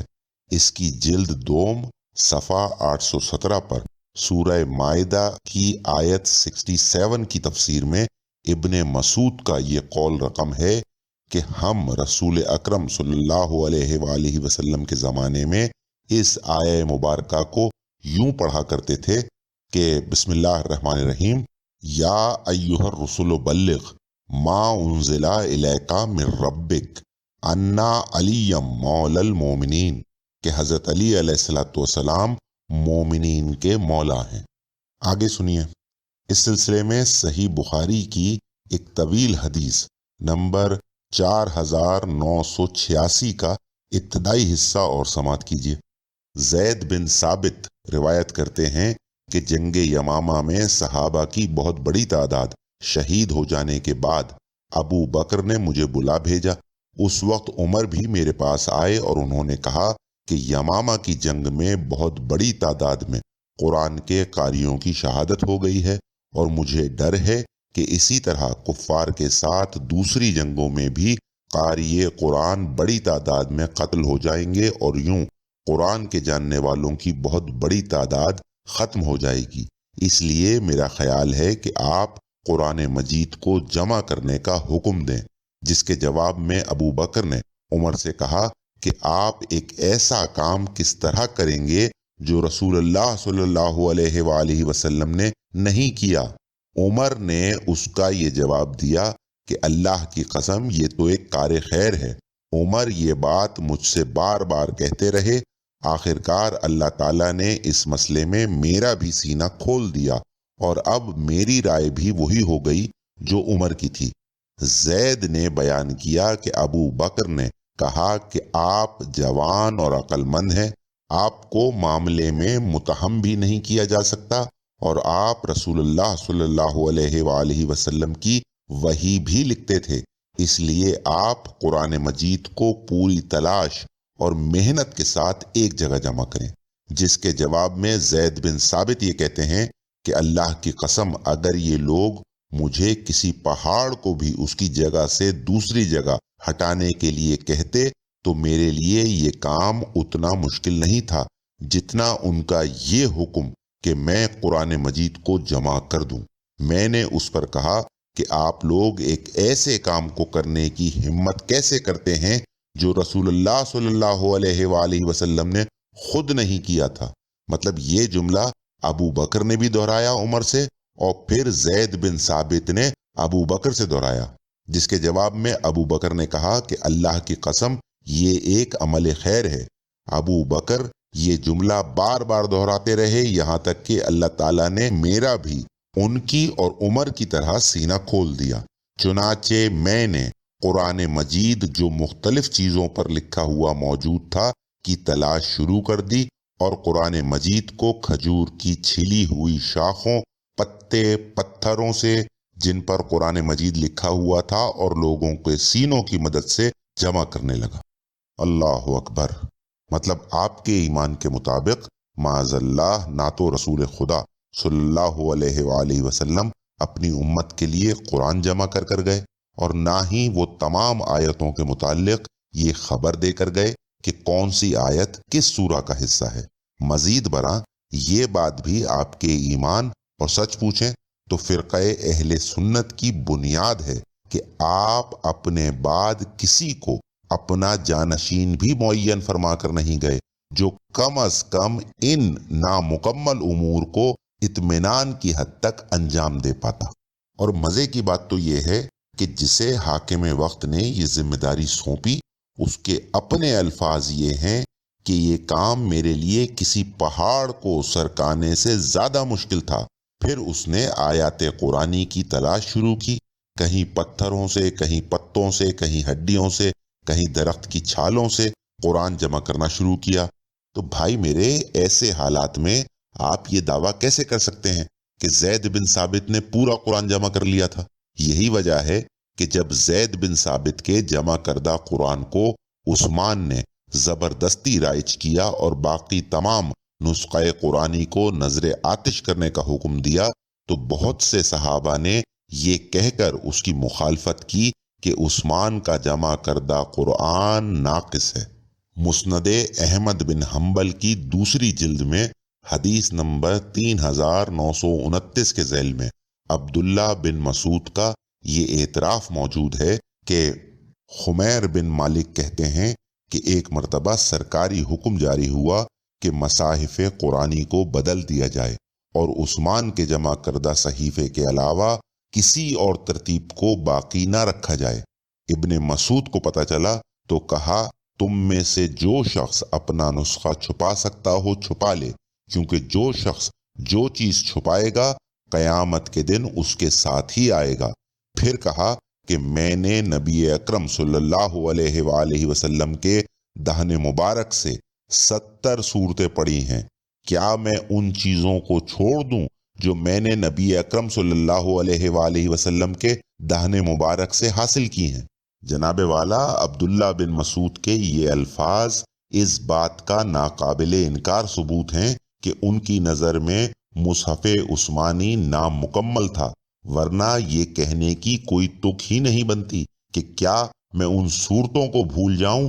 جو میں نے خود رسول اکرم صلی اللہ علیہ وآلہ وسلم کی زبان مبارک سے سنی تھی۔ اور آپ کی اطلاع کے لیے یہ بھی عرض کرتا چلوں کہ یہ وہی عبداللہ بن مسعود ہیں کہ جن کی شان میں اسی مسند احمد بن حنبل کی پہلی جلد میں یہ حدیث رسول صلی اللہ علیہ وآلہ وسلم بھی موجود ہے کہ عبداللہ بن مسعود سے مروی ہے کہ ابو بکر اور عمر دونوں نے انہیں یہ خوشخبری دی کہ جناب رسالت مآب صلی اللہ علیہ وآلہ وسلم نے فرمایا، جو شخص یہ چاہتا ہے کہ قرآن مجید جس طرح نازل ہوا ہے اسی طرح اس کی تلاوت پر مضبوطی سے جمع رہے، اسے چاہیے کہ قرآن مجید کی تلاوت ابن عبداللہ یعنی عبداللہ بن مسعود کی قرأت پر کرے۔ اب آپ مجھے صرف اتنا اور بتا دیجئے کہ جب آج آپ ایک حدیث کو بھی متواتر نہ ہونے کی صورت میں موضوع کہہ کر ٹھکرا دیتے ہیں تو پھر آپ اس مصحف عثمانی کو حجت کیسے کہہ سکتے ہیں کہ جس کا تواتر ہی ثابت نہیں؟ بھائی آپ کے پاس قرآن کی حجیت پر ایک واحد دلیل یہی ہے نا کہ جس کا ڈھول آپ جگہ جگہ پیٹتے رہتے ہیں کہ جناب کتاب الہی اس لیے حجت ہے کیونکہ یہ تواتر کے ساتھ نقل ہوئی ہے۔ تو جناب مسلمانوں کے تیسرے خلیفہ کے بعد سے تو اس کا جمع کیا ہوا یہ نسخہ واقعی تواتر کے ساتھ نقل ہوا ہے جو آج ہم سب کے پاس موجود ہے، لیکن میں بات کر رہا ہوں اس مصحف عثمانی کے مرتب ہونے سے پہلے کی کہ جس کا تواتر آپ تو کیا آپ کے باپ دادا بھی ثابت نہیں کر سکتے۔ لہٰذا پہلے تو آپ کتاب الہی کو حجت ثابت کیجئے، اس کے بعد اس کے مکمل ہونے کا ادعا کیجیے گا۔ اور جہاں تک مکتب تشیع میں قرآن مجید کی حجیت کا سوال ہے تو ہمارے پاس اس کی حجیت پر سب سے بڑی دلیل یہ ہے کہ اس کتاب کو ائمہ اہل بیت علیہ السلام نے حجت قرار دیا ہے، اور ہم بحمد اللہ ائمہ علیہ السلام کو منصوص من اللہ بھی مانتے ہیں اور انہیں رسالت مآب صلی اللہ علیہ وآلہ وسلم کی طرح عالم قرآن اور ہادی برحق بھی تسلیم کرتے ہیں۔ مزید برآں زید بن ثابت کے جمع کردہ اس مصحف عثمانی کے متعلق خود مسلمانوں کے دوسرے خلیفہ کا یہ اعتراف بخاری ہی میں موجود ہے کہ قرآن 7 حروف پر نازل ہوا تھا، جن میں سے 6 حروف ضائع ہو چکے ہیں، اور ہمارا جمع کیا ہوا قرآن صرف اور صرف 1 حرف ہے۔ اللہ اکبر! یعنی بقول عمر بن خطاب کے قرآن مجید کا 85% حصہ ضائع ہو چکا ہے، لہٰذا آج ہمارے پاس موجود یہ مصحف عثمانی اصل قرآن مجید کا 15% بھی نہیں ہے۔ بہرحال تحریف قرآن پر تفصیلی بات پھر کسی وقت صحیح، لیکن یہاں اس مختصر وقت میں نے آپ حضرات کی خدمت میں فرامین معصومین علیہ السلام سے لے کر کتب عامہ تک متعدد حوالہ جات پیش کیے جو اس بات پر دلالت کرتے ہیں کہ قرآن مجید میں کمی واقع ہوئی ہے، لیکن اس کے برخلاف میں پھر دعوے کے ساتھ کہتا ہوں کہ کوئی ایک حوالہ بھی ایسا پیش نہیں کیا جا سکتا جو حفاظت قرآن کا وہ مفہوم ثابت کر سکے جو آج تمام مسلمان سینوں سے لگائے بیٹھے ہیں کہ جناب جو قرآن آج ہمارے پاس موجود ہے وہ حرف بحرف اسی طرح محفوظ ہے کہ جس طرح وہ رسالت مآب صلی اللہ علیہ وآلہ وسلم پر نازل ہوا تھا۔ دیکھیے، حفاظت قرآن سے مراد صرف اور صرف وہی حقیقت ہے جو میں نے آپ حضرات کی خدمت میں پیش کی، کہ نہ تو کوئی اس کے معنی و مفہوم کو بدل سکتا ہے اور نہ ہی کوئی اس میں کسی ایک حرف کا بھی اضافہ کر سکتا ہے، اور بس۔ لیکن یاد رہے کہ ازروع اقوال معصومین علیہ السلام یہ بھی میرے ایمان کا حصہ ہے کہ جو کچھ بھی آج ہمارے پاس موجود ہے اس میں کوئی شک نہیں کہ وہ فقط کلام الہی ہے۔ بہرحال، اب تحریف قرآن کے جو حقائق میں نے آپ حضرات کی خدمت میں پیش کیے، اس کا جواب تو رہتی دنیا تک کوئی مسلمان نہیں دے سکتا، سوائے اس کے کہ آپ ان حوالہ جات کو اپنے ممبروں سے بیان نہ کریں، یا پھر یہ کہ ان کی الٹی سیدھی تعویلات پیش کریں، اور جب کوئی بس نہ چلے تو یہ ہٹ دھرمی اختیار کر لیں کہ جناب احادیث و روایات میں کچھ بھی ہو، لیکن ہمارا یہ عقیدہ ہرگز نہیں ہے کہ قرآن مجید میں نقصان واقع ہوا ہے، یا پھر یہ کہ جناب ہمارے مجتہدین کا یہ فتویٰ ہے کہ ایسی تمام احادیث و روایات بے بنیاد ہیں جو قرآن مجید کے نقصان پر دلالت کرتی ہیں۔ تو جناب ایسی ہٹ دھرمی کا میرے پاس صرف ایک ہی جواب ہے، اور وہ یہ کہ بھاڑ میں گئے ایسے مجتہدین اور آگ میں گئے ایسے عقائد کہ جن کی تصدیق نہ تو قرآن مجید کرے اور نہ ہی احادیث معصومین علیہ السلام۔ مطلب اگر احادیث و روایات کے انتخاب کا اختیار آپ نے اپنے ہاتھوں میں لے رکھا ہے تو پھر یہ علم رجال کیا اچار ڈالنے کے لیے ایجاد کیا تھا؟ کیجئے اپنے استوار کردہ اس علم رجال کے مطابق ان احادیث و روایات کا فیصلہ، لیکن آپ ہرگز ایسا نہیں کریں گے، کیونکہ شیعہ ہوں یا اہل سنت، دونوں کے علم رجال کی روح سے یہ حوالہ جات صحیح درجے کے ہیں۔ اور پھر اخلاقی جرت کا عالم یہ ہے کہ ان تمام حرکتوں کے باوجود یہ لوگ نہ تو خود کو منکر حدیث تسلیم کرنے کو تیار ہیں اور نہ ہی منافق، کہ جو وقت پڑنے پر انہی احادیث و روایات کو اپنے خلاف عقل و قرآن عقائد کے دفاع میں استعمال بھی کرتے ہیں۔ بہرحال،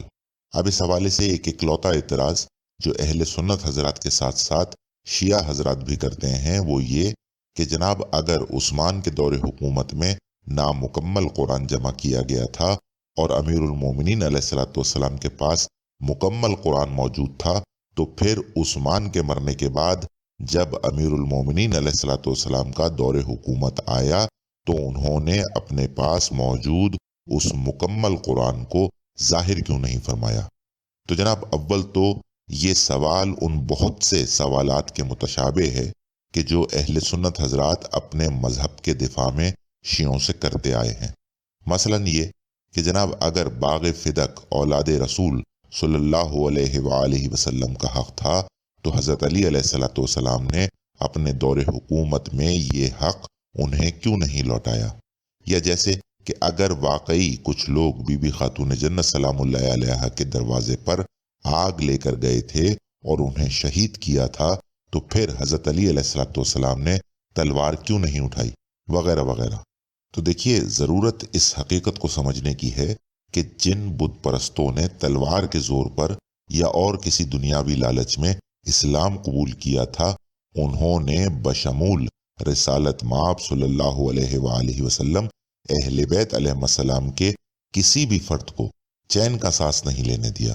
اور جسے آپ حضرت علی علیہ السلام کا دور حکومت کہتے ہیں وہ صرف اور صرف ان منافقین کو مزید انتشار مچانے سے باز رکھنے کی کاوش تھی، ورنہ نہ تو رسول خدا صلی اللہ علیہ وآلہ وسلم کے ساتھ بیٹھنے والوں میں منافقین کی کوئی کمی تھی اور نہ ہی امیر المومنین علیہ السلام کے لشکر میں۔ رہا آپ کا اعتراض تو اس کا جواب تو میں بصورت فرمان امیر المومنین علیہ السلام پہلے ہی آپ کی خدمت میں عرض کر چکا ہوں۔ مزید یہ کہ اس کا ایک مفصل جواب امیر المومنین علیہ السلام ہی نے اپنی ایک طویل حدیث میں بیان فرمایا ہے کہ جسے کتاب سلیم بن قیس ہلالی کی دوسری جلد کے صفحہ 720 پر حدیث نمبر 18 کے ذیل میں دیکھا جا سکتا ہے، جہاں مولا مشکل کشا علیہ السلام پہلے تو عام لوگوں سے خطاب فرماتے ہیں، اور پھر یہ مذکور ہے کہ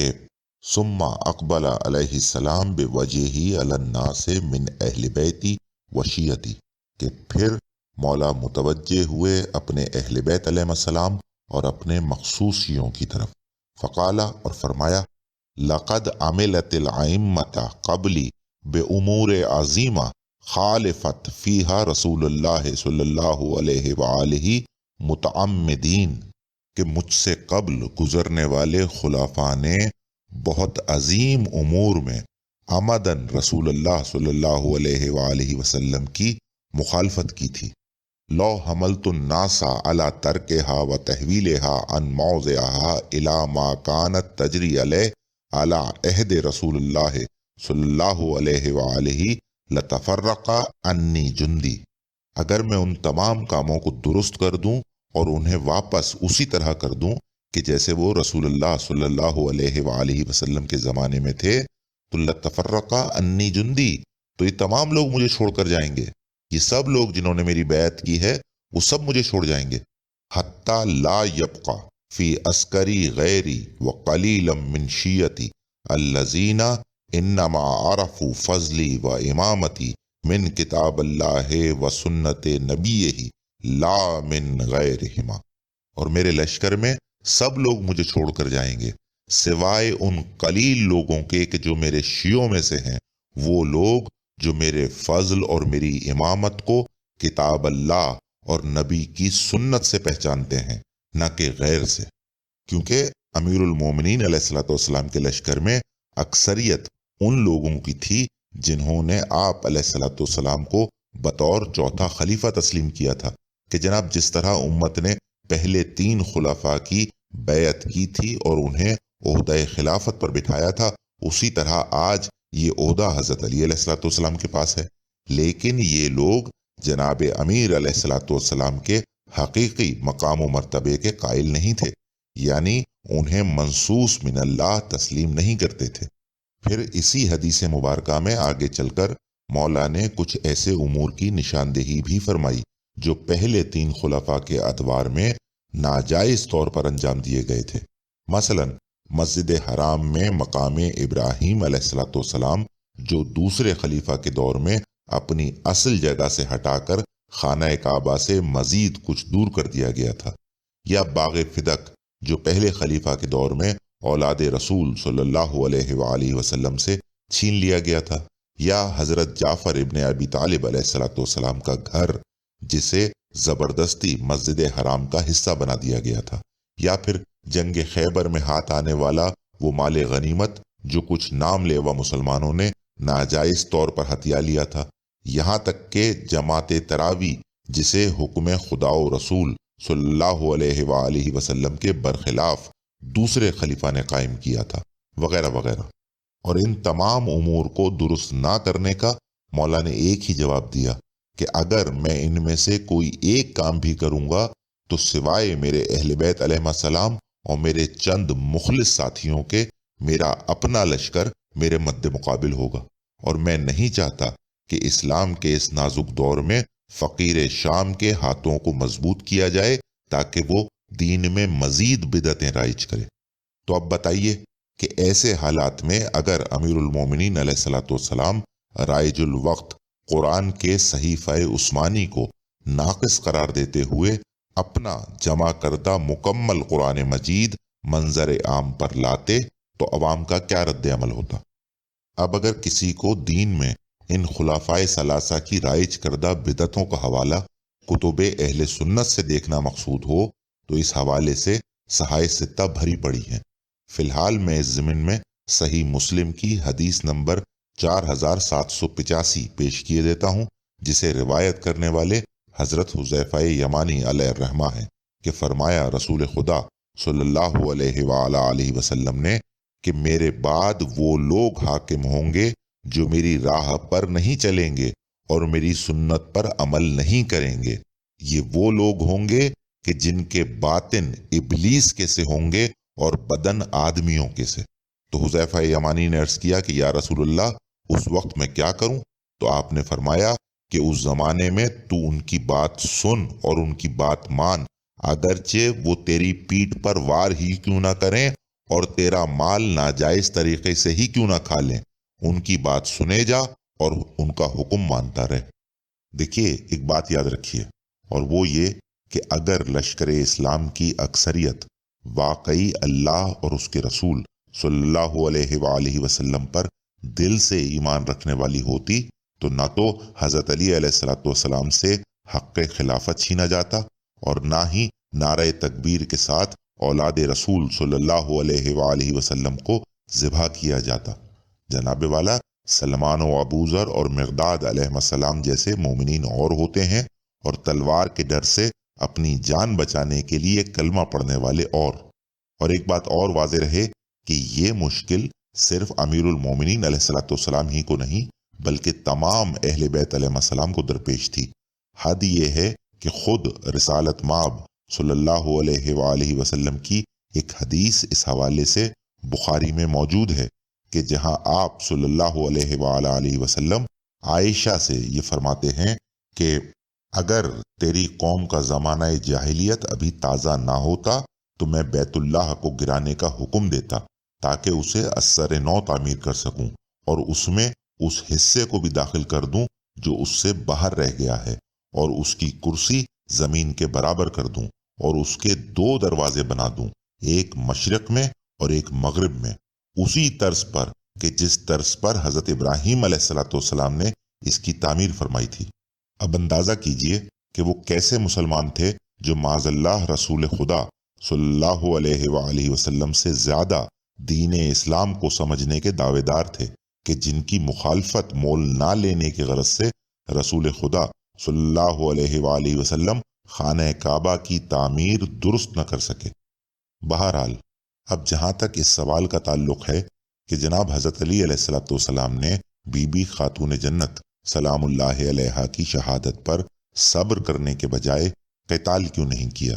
تو دیکھیے یہ سوال عموماً مکتب عامہ کی جانب سے اٹھایا جاتا ہے، تو ان کے لیے ایک جواب تو یہ ہے کہ جناب جب آپ کے عقائد کی روح سے ایسے حکمرانوں کی اطاعت بھی واجب ہے کہ جن کے کردار ابلیس نما اور بدن انسانی ہوں، اور چاہے وہ آپ کی پیٹھ پر خنجر ہی کیوں نہ چلائیں اور چاہے وہ آپ کا مال ناجائز ہی کیوں نہ ہڑپ لیں، تو پھر آپ لوگوں کو حضرت علی علیہ السلام پر یہ اعتراض کرنے کا کوئی حق ہی نہیں پہنچتا کہ انہوں نے حاکم وقت کے مظالم پر قتال کیوں نہیں کیا۔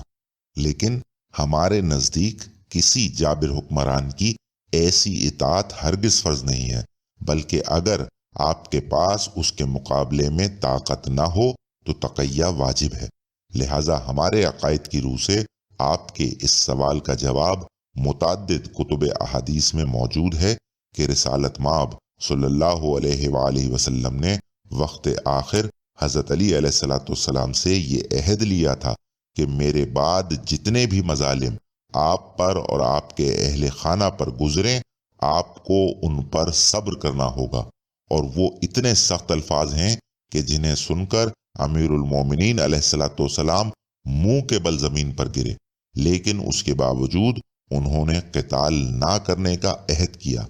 ویسے تو یہ تفصیلی عہد نامہ اصول کافی کی جلد اول صفحہ 281 پر بھی دیکھا جا سکتا ہے، لیکن اس کا ذکر اور بھی متعدد کتب میں موجود ہے، جیسے کہ کتاب سلیم کی دوسری جلد میں ایک تفصیلی حدیث نمبر 48 میں، جہاں بی بی خاتون جنت سلام اللہ علیہا کے گھر پر حملے کا پورا احوال نقل ہے، اسی میں آگے چل کر صفحہ 864 پر مذکور ہے کہ جب یہ واقعہ پیش آیا تو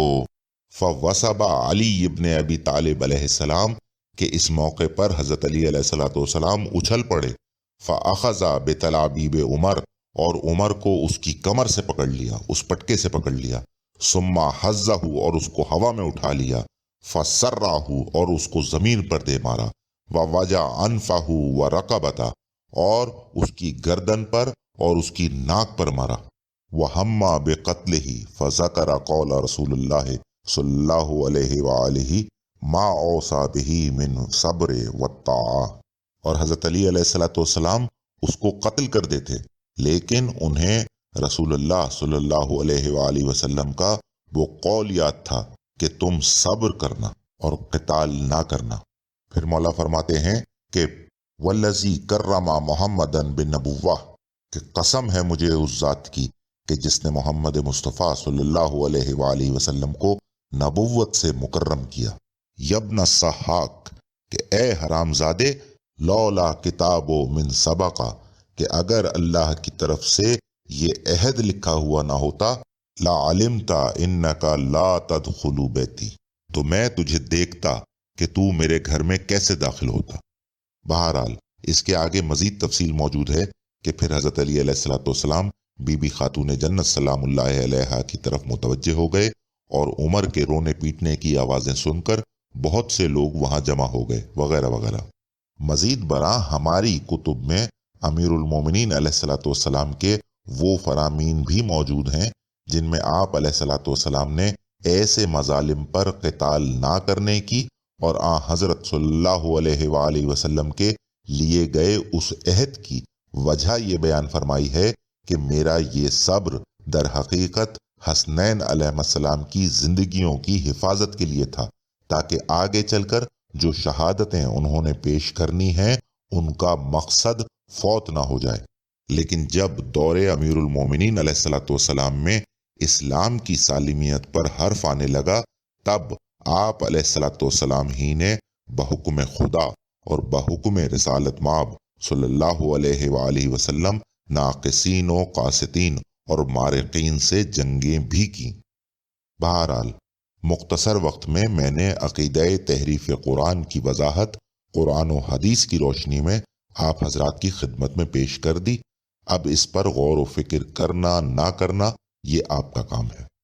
اب آئیے واپس اس موضوع کی طرف جہاں میں بیان یہ کر رہا تھا کہ قرآن و احادیث تو اس حقیقت پر شاہد ہیں ہی، لیکن عقل بھی یہ تقاضا کرتی ہے کہ سب سے بڑی اور مستحکم دلیل اسی کو تسلیم کیا جائے جس کی حفاظت کا ذمہ خود پروردگار عالم نے اٹھا رکھا ہے۔ اور ویسے بھی از روئے قرآن لفظ دلیل علم کا دوسرا نام ہے، اور قرآن مجید سے گراں قدر اور مستحکم منبع علم اور کوئی نہیں۔ یہی وجہ ہے کہ جہاں خداوند عالم قدم قدم پر دلیل سے بات کرنے کا حکم دیتا ہے کہ قل ہاتوا برہانکم ان کنتم صادقین، وہاں یہ بات ان الفاظ میں بھی دہراتا ہے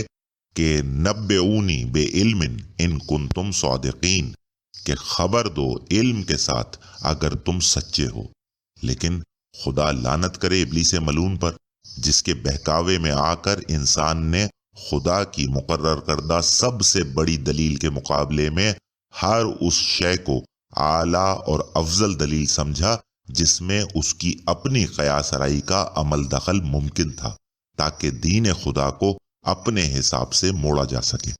سب سے پہلے تو اس قوم نے قرآن مجید کے مقابلے میں ان اقوال معصومین علیہ السلام کو دلیل اکبر قرار دیا جن کے متعلق وہ خود یہ ایمان بھی رکھتے ہیں کہ نہ تو ان کی حفاظت کا ذمہ کسی نے اٹھایا اور نہ ہی آج ہم تک پہنچنے والے تمام اقوال معصومین صحیح اور احسن ہیں، اور باوجود حدیث ثقلین کے کہ جہاں رسالت مآب صلی اللہ علیہ وآلہ وسلم نے اس امت کی ہدایت کا دار و مدار قرآن و احادیث دونوں کو بیان فرمایا، میں پورے وثوق کے ساتھ کہتا ہوں کہ مسلمانوں کے ہر ایک مکتب فکر نے اپنا اپنا پورا دین صرف اور صرف اقوال معصومین کے مطابق تشکیل دیا۔ یہی وجہ ہے کہ بقول سورہ فرقان آیت 30 روز آخرت رسول خدا صلی اللہ علیہ وآلہ وسلم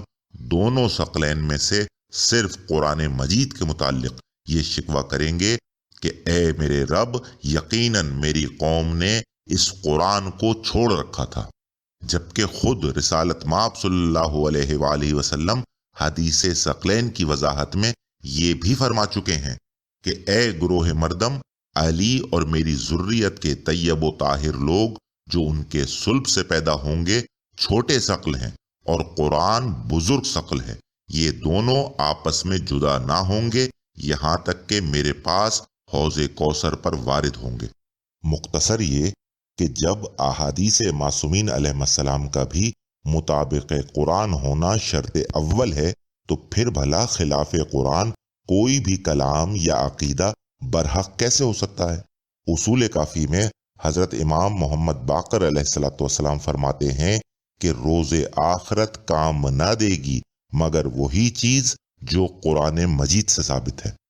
یہی وجہ ہے کہ ایک طرف تو خداوند عالم سورہ نساء کی آیت 135 میں یہ ارشاد فرماتا ہے کہ اے لوگو جو ایمان لائے ہو، قائم رہو انصاف پر اور سچی گواہی دینے والے بنو اللہ کے لیے، خواہ یہ تمہارے اپنے نفس کے خلاف کیوں نہ ہو یا تمہارے والدین کے یا تمہارے رشتہ داروں کے۔ اور پھر یہی بات امام محمد باقر علیہ السلام قرآن مجید کے حق میں یوں بیان فرماتے ہیں کہ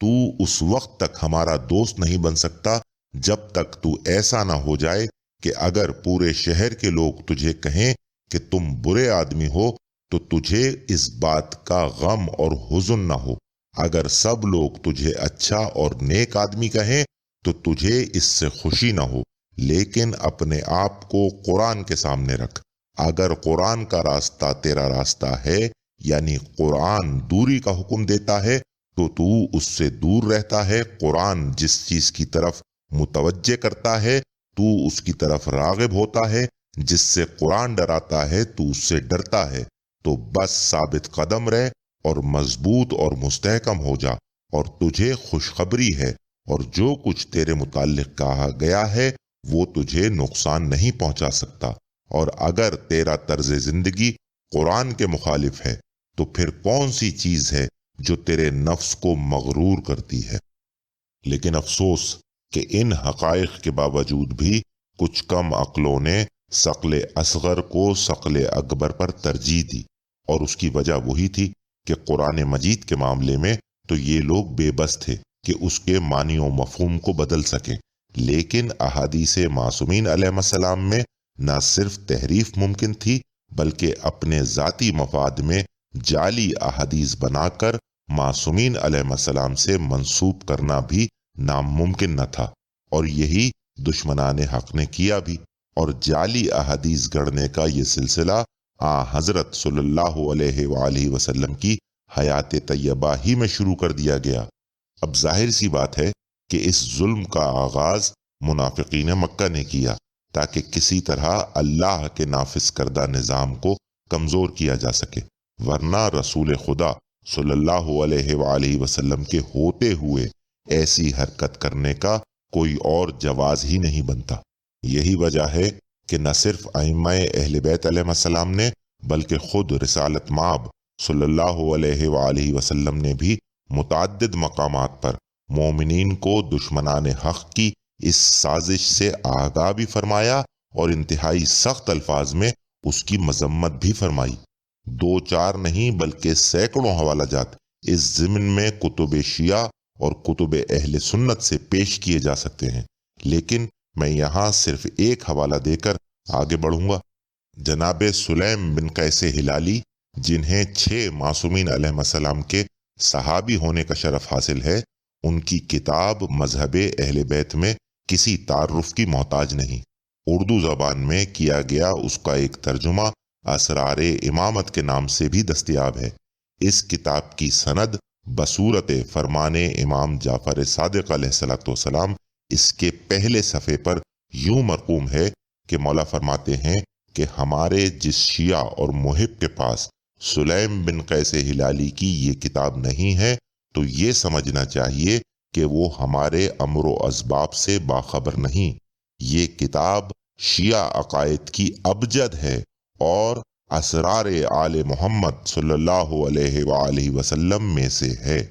اسی کتاب میں جناب سلیم فرماتے ہیں، حضرت علی علیہ السلام میری طرف متوجہ ہوئے اور فرمایا، اے سلیم، تم نے سوال کیا ہے، اب جواب کو سمجھ۔ بے شک لوگوں کے درمیان باطل، کذب وغیرہ موجود ہے۔ رسول اللہ صلی اللہ علیہ وآلہ وسلم کی زندگی میں آپ پر جھوٹ باندھا گیا تھا، یہاں تک کہ آپ خطبے کے لیے کھڑے ہوئے اور ارشاد فرمایا، اے لوگو، مجھ پر لوگوں کی اکثریت جھوٹ باندھتی ہے، پس جس شخص نے جان بوجھ کر مجھ پر جھوٹ باندھا وہ اپنا ٹھکانہ جہنم میں سمجھے۔ پھر رسول اللہ صلی اللہ علیہ وآلہ وسلم کی وفات کے بعد ان پر جھوٹ باندھا گیا، کثرت سے جھوٹی احادیث بنا کر آپ کی طرف منسوب کی گئیں۔ اچھا، اسی طرح کی متعدد احادیث کتب اہل سنت میں بھی بھری پڑی ہیں۔ بہرحال اب ہوا کچھ یوں کہ جب رسالت مآب صلی اللہ علیہ وآلہ وسلم اس دنیا سے رخصت ہوئے تو یہی منافقین اپنی گڑی ہوئی جھوٹی احادیث کے سہارے نہ صرف حکومت پر قابض ہو گئے اور حقوق اہل بیت علیہ السلام کو غصب کیا، بلکہ انہوں نے احکامات دین میں بھی تحریفات کا ایک سلسلہ شروع کر دیا۔ لیکن چونکہ خداوند عالم نے اپنے محبوب صلی اللہ علیہ وآلہ وسلم کے بعد بھی اس امت کی ہدایت کا سلسلہ بصورت اہل بیت علیہ السلام جاری رکھا تھا، لہٰذا ائمہ علیہ السلام مومنین کو سچی اور جھوٹی احادیث سے آگاہ فرماتے رہے۔ اب ظاہر سی بات ہے کہ منافقین کے لیے یہ چیز ناقابل برداشت تھی، لہٰذا جہاں انہوں نے اہل بیت علیہ السلام اور ان کے شیعوں پر مظالم کا سلسلہ مزید بڑھا دیا، وہیں حسبنا کتاب اللہ کا نعرہ لگا کر احادیث کی نشر و اشاعت پر بھی پابندی عائد کر دی۔ بقول کتب تاریخ مسلمانوں کے پہلے خلیفہ نے نہ صرف اپنے پاس موجود 500 سے زیادہ احادیث رسول صلی اللہ علیہ وآلہ وسلم کو نظر آتش کر دیا، بلکہ جو احادیث دیگر اصحاب رسول صلی اللہ علیہ وآلہ وسلم کے پاس محفوظ تھیں انہیں بھی جلا کر راکھ کر دیا، اور نقل احادیث قابل سزا جرم قرار دے دیا گیا۔ یہ تمام احوال علامہ شبلی نعمانی کی مشہور زمانہ کتاب الفاروق میں بھی کافی تفصیل کے ساتھ موجود ہے۔ علامہ شبلی نعمانی اس موضوع کے آغاز ہی میں یہ اعتراف بھی کرتے ہیں کہ مسلمانوں کے دوسرے خلیفہ نے جو احادیث کی نشر و اشاعت پر بندشیں عائد کیں ان پر مشکل سے یقین آتا ہے، اس لیے میں اس موضوع پر خود کچھ نہیں لکھوں گا، بلکہ بڑے بڑے محدثین نے جو لکھا صرف اسی کو نقل کروں گا۔ اور پھر علامہ شبلی نعمانی نے علامہ ذہبی اور حافظ ابن حجر کے حوالہ جات دیتے ہوئے بہت سے حقائق قلم بند کیے، اور پھر اسی تسلسل میں وہ آگے لکھتے ہیں کہ مسلمانوں کے دوسرے خلیفہ اتنی کم احادیث روایت کیا کرتے تھے کہ سال سال بھر وہ قال رسول اللہ نہیں کہتے تھے۔ اور پھر اسی سے آگے وہ مسلمانوں کے پہلے خلیفہ کے متعلق امام حاکم کی ایک روایت نقل کرتے ہیں کہ ابو بکر نے 500 احادیث قلم بند کی تھیں، لیکن پھر ان کو آگ میں جلا دیا اور کہا کہ ممکن ہے کہ میں نے ایک شخص کو ثقہ سمجھ کر اس کے ذریعے سے روایت کی ہو اور وہ در حقیقت ثقہ نہ ہو۔ اب سوال یہ پیدا ہوتا ہے کہ ایک ایسا شخص کہ جسے آپ نہ صرف حضرت صلی اللہ علیہ وآلہ وسلم کے بعد سب سے افضل قرار دیتے ہیں، بلکہ یہ ادعا بھی کرتے ہیں کہ جتنا وقت اس نے رسول خدا صلی اللہ علیہ وآلہ وسلم کے ساتھ گزارا اور کسی نے نہیں گزارا، کبھی اسے یار غار کہتے ہیں تو کبھی سب سے بڑا سچا۔ تو جناب یہ تو بتائیے کہ اگر ایک ایسا شخص بھی براہ راست رسول خدا صلی اللہ علیہ وآلہ وسلم سے احادیث روایت نہیں کرتا تو وہ اپنے پاس موجود ان تمام احادیث کو روایت کرتا کس سے ہے کہ جنہیں وہ یہ کہہ کر نظر آتش کر دیتا ہے کہ ممکن ہے کہ میں ایک ایسے شخص کو سچا سمجھ کر اس کے ذریعے سے روایت کی ہو اور وہ در حقیقت سچا نہ ہو۔ تو جناب قابل غور بات یہ ہے کہ کہیں خلیفہ کا یہ بیان اللہ اور اس کے رسول صلی اللہ علیہ وآلہ وسلم پر اس کے عدم ایمان کی علامت تو نہیں۔ بہرحال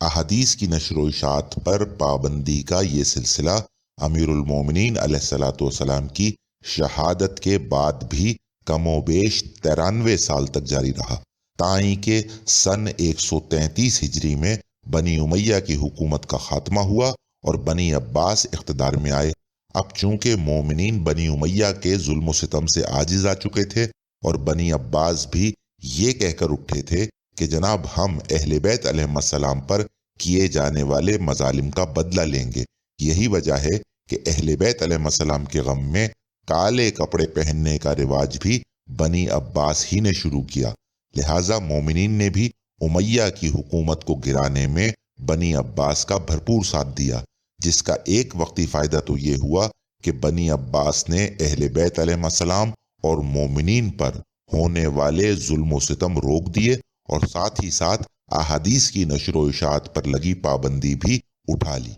اب یہ اور بات ہے کہ چند ہی سالوں میں بنی عباس نے بھی اپنی اصلیت دکھا دی، اور انہوں نے اہل بیت علیہ السلام اور ان کے شیعوں پر کم و بیش 525 سال تک بنو امیہ سے بھی زیادہ مظالم ڈھائے۔ اب اگر اس حوالے سے ادوار ائمہ علیہ السلام پر ایک نظر ڈالی جائے تو امام محمد باقر علیہ السلام کی شہادت تو 114 ہجری میں ہو چکی تھی، یعنی بنو عباس کی حکومت سے تقریباً 19 سال قبل، لہٰذا یہ وقت امام جعفر صادق علیہ السلام کے دور امامت کا تھا، جو 83 ہجری میں پیدا ہوئے اور 148 ہجری میں بنو عباس ہی کے ظلم و ستم سے شہید ہوئے۔ لہٰذا آپ علیہ السلام نے بنو عباس کی حکومت کے ابتدائی 15 سال دیکھے۔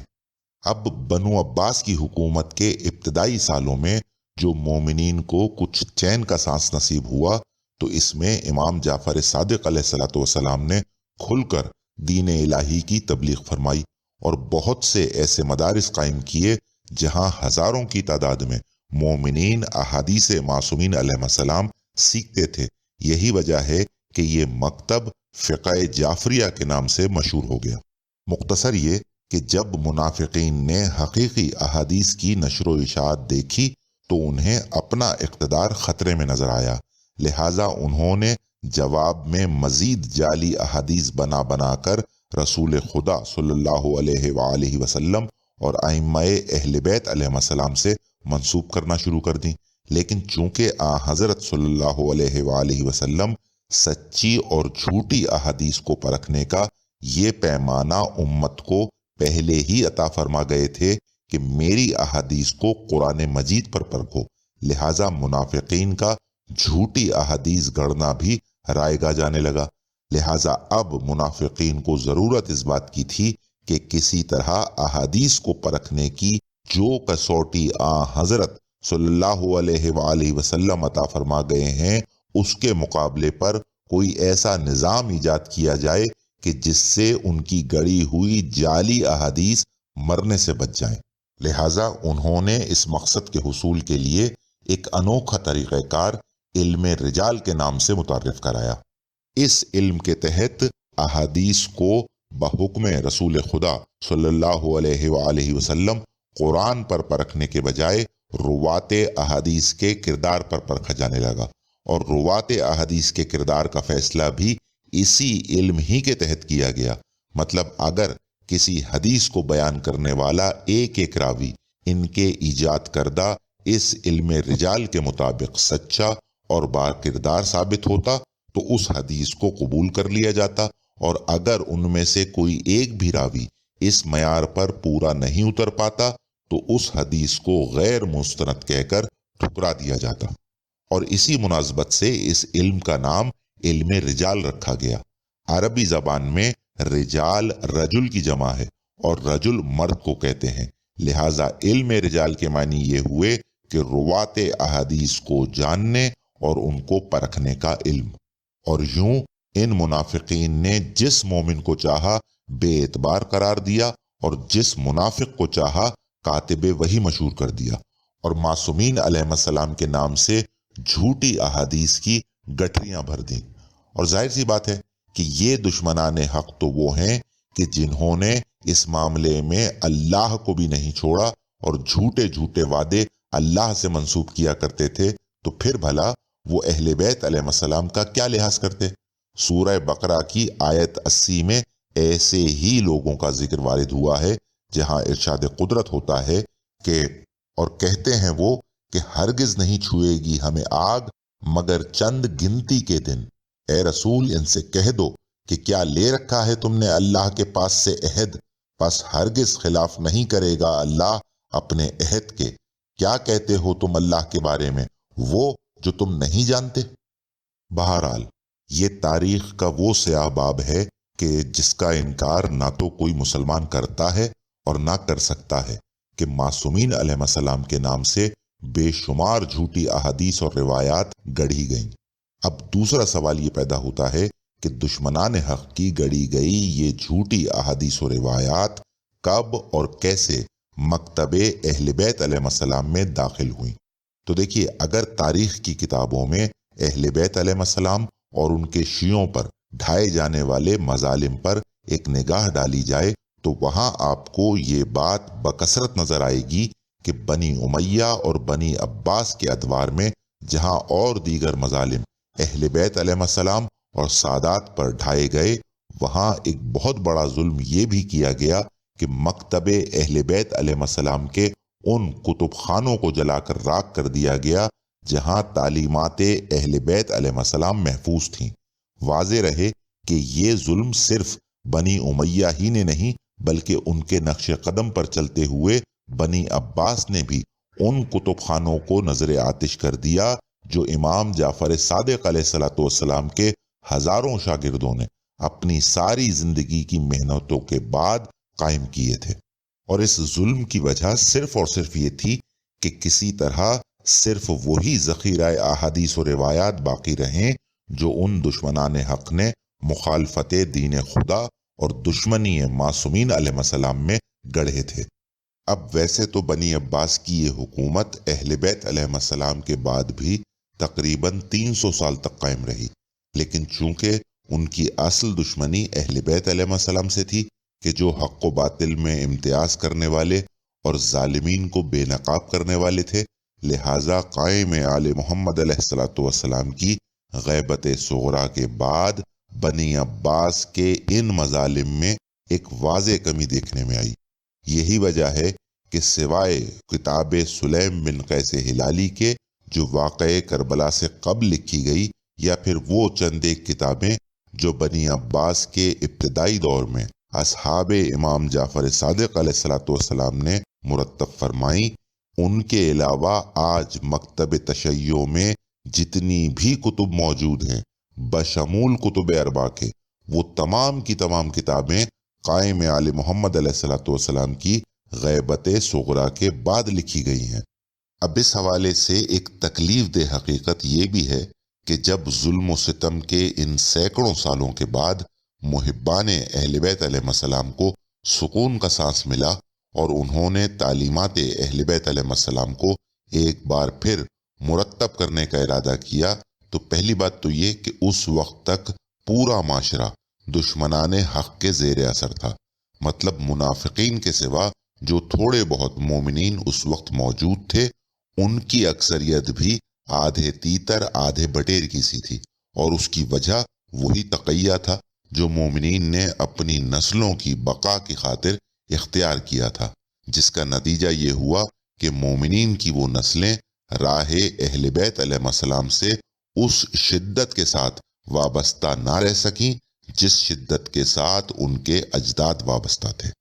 اور دوسری اہم بات یہ کہ ان بیچارے مومنین کے پاس سوائے ان ٹوٹی پھوٹی تعلیمات اہل بیت علیہ السلام اور کچھ محفوظ نہ تھا جو نسل در نسل سینہ بسینہ ان تک منتقل ہوا تھا، اور اس کے علاوہ جو کچھ بھی اس وقت معاشرے میں رائج تھا اور کتابوں میں موجود تھا وہ دشمنان اہل بیت علیہ السلام کی سازشوں سے پر تھا۔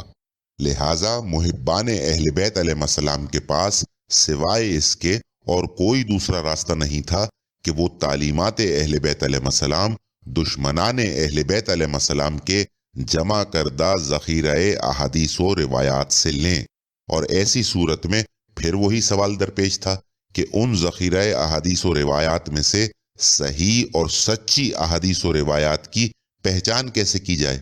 اب چونکہ مومنین پر مکتب عامہ کا کافی اثر و رسوخ تھا کہ جو پہلے ہی سے احادیث و روایات کو قرآن مجید کے بجائے علم رجال پر پرکھتے آئے تھے، لہٰذا مکتب اہل بیت علیہ السلام کے علماء حضرات نے بھی معصومین علیہ السلام کے عطا کردہ بے نظیر طریقہ کار کو فراموش کرتے ہوئے قبولیت احادیث کا معیار علم رجال ہی کو قرار دیا، اور سادہ لوح مومنین کو یہ کہہ کر اطمینان دلا دیا کہ جناب آپ بے فکر رہیں، ہم صرف انہی روات سے احادیث نقل کریں گے جو محبان اہل بیت علیہ السلام ہوں گے۔ ارے بھائی میرے، کوے کو کبوتر کہہ دینے سے وہ کبوتر نہیں بن جاتا۔ مستند روات احادیث کو آپ ثقہ کہیں یا محبان اہل بیت علیہ السلام، لیکن ان کا انتخاب تو آپ انہی اصولوں پر کرتے ہیں نا کہ جو علم رجال کی بنیاد ہیں۔ کیا فرق ہے آپ کے اور اہل سنت کے علم رجال میں؟ آپ دونوں ہی احادیث کو قرآن مجید پر پرکھنے کے بجائے ان کے بیان کرنے والے روات کے متعلق تاریخ کی کتابوں میں شہادتیں تلاش کرتے پھرتے ہیں۔ رہی بات ان تعلیمات اہل بیت علیہ السلام کی جو سینہ بسینہ مومنین تک پہنچی، تو اول تو وہ بہت قلیل تھیں۔ مزید برآں اگر دور حاضر کی زبان میں بات کی جائے تو وہ منقطع بھی تھیں، یعنی اقوال معصومین علیہ السلام تو ذہن نشین تھے، لیکن ان فرامین کے بیان کرنے والے راویوں کی کوئی فہرست موجود نہ تھی،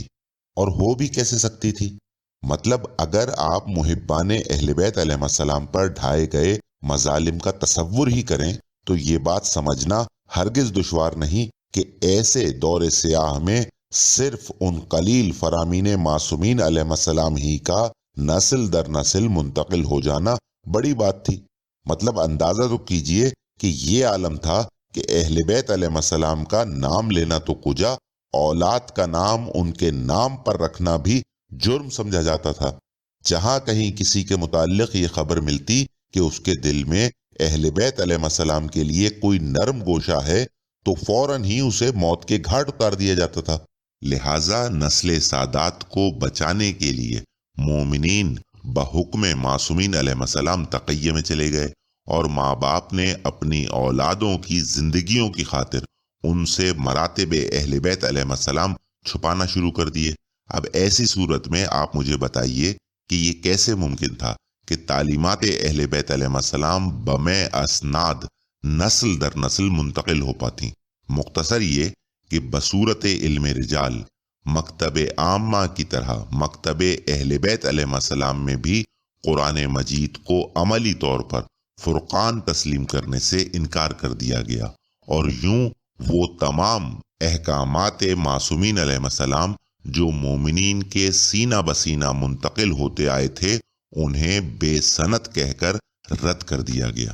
افسوس کا مقام تو یہ ہے کہ یہ صرف علم رجال ہی نہیں بلکہ مجلس میں آگے چل کر آپ حضرات پر یہ حقیقت بھی پوری طرح آشکار ہو جائے گی کہ مکتب اہل بیت میں آج جتنی بھی بدعتیں رائج ہیں وہ در حقیقت مکتب عامہ ہی کی ایجاد ہیں، کیونکہ بقول معصومین علیہ السلام نہ تو اللہ نے دین ناقص اتارا ہے اور نہ ہی اہل بیت علیہ السلام نے اسے ہم تک پہنچانے میں کوئی کوتاہی برتی ہے۔ لیکن وہ کہتے ہیں نا کہ خدا دشمنان حق کی زبان سے بھی حق نکلوا ہی دیتا ہے، لہٰذا ان تمام تر سازشوں کے باوجود کہیں نہ کہیں کچھ نہ کچھ حقائق تمام مکاتب فکر کی کتابوں میں آج بھی موجود ہیں۔ اب یہ اور بات ہے کہ لوگ انہیں بے سند اور ضعیف قرار دے کر ان کا ذکر اپنے ممبروں سے نہ کریں۔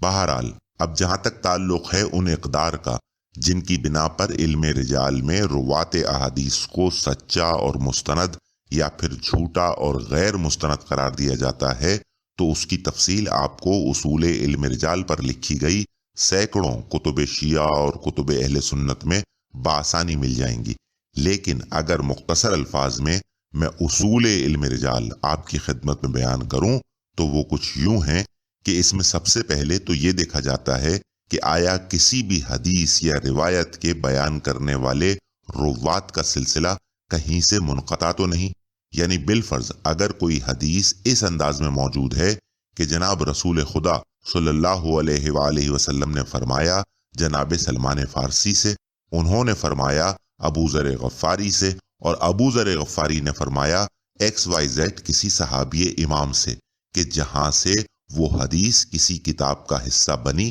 اور ہم تک پہنچی، تو اب اگر تاریخی کے دیگر حوالہ جات سے اس XYZ صحابی امام کی کوئی ملاقات ابو ذر غفاری سے ثابت نہ ہو پائے، یا پھر یہ پتہ چلے کہ جناب اس XYZ صحابی امام کی پیدائش ہی جناب ابو ذر غفاری کے وصال کے بعد ہوئی تھی، تو اس کا مطلب یہ ہوا کہ ان دونوں اشخاص کے درمیان کوئی تیسرا راوی بھی موجود تھا جس نے وہ حدیث معصوم ابو ذر غفاری سے لی اور اس XYZ صحابی امام تک پہنچائی۔ لہٰذا ایسی صورت میں اس حدیث کو منقطع یا مرسل قرار دے کر رد کر دیا جاتا ہے۔ دوسرا اہم طریقہ کار جو اس علم رجال میں اپنایا جاتا ہے وہ یہ کہ پہلے طریقہ کار کے بعد جو احادیث و روایات رد ہونے سے بچ جاتی ہیں، ان کے بیان کرنے والے ایک ایک راوی کے متعلق دیگر کتب تاریخ سے وہ شواہد جمع کیے جاتے ہیں کہ جن کی بنا پر اس راوی کو سچا اور قابل اعتماد یا جھوٹا اور غیر مستند قرار دیا جا سکے۔ مثال کے طور پر اگر کسی راوی کے حق میں یا اس کی مذمت میں کوئی فرمان معصوم مل جائے، اور اگر فرمان معصوم نہ مل پائے تو کم از کم کوئی دوسرا مستند راوی اس راوی کے حق میں یا اس کی مذمت میں کوئی بیان دیتا ہوا مل جائے، تو اس بنا پر اس راوی کے کردار کا فیصلہ بھی کر دیا جاتا ہے۔ اور اگر کسی حدیث کے بیان کرنے والے روات میں سے کوئی ایک راوی بھی غیر مستند ثابت ہو جائے تو پھر اس راوی کی بیان کردہ تمام احادیث کو ضعیف یا غیر مستند کہہ کر ٹھکرا دیا جاتا ہے۔ اب ویسے تو اب تک پیش کی گئی گفتگو سے آپ حضرات کو علم رجال کی ناپائیداری کا بخوبی اندازہ ہو گیا ہوگا، لیکن اس کے باوجود میں علم رجال کے کچھ بنیادی نقائص نمبر وار آپ حضرات کی خدمت میں پیش کرتا چلوں تاکہ بات پوری طرح واضح ہو جائے۔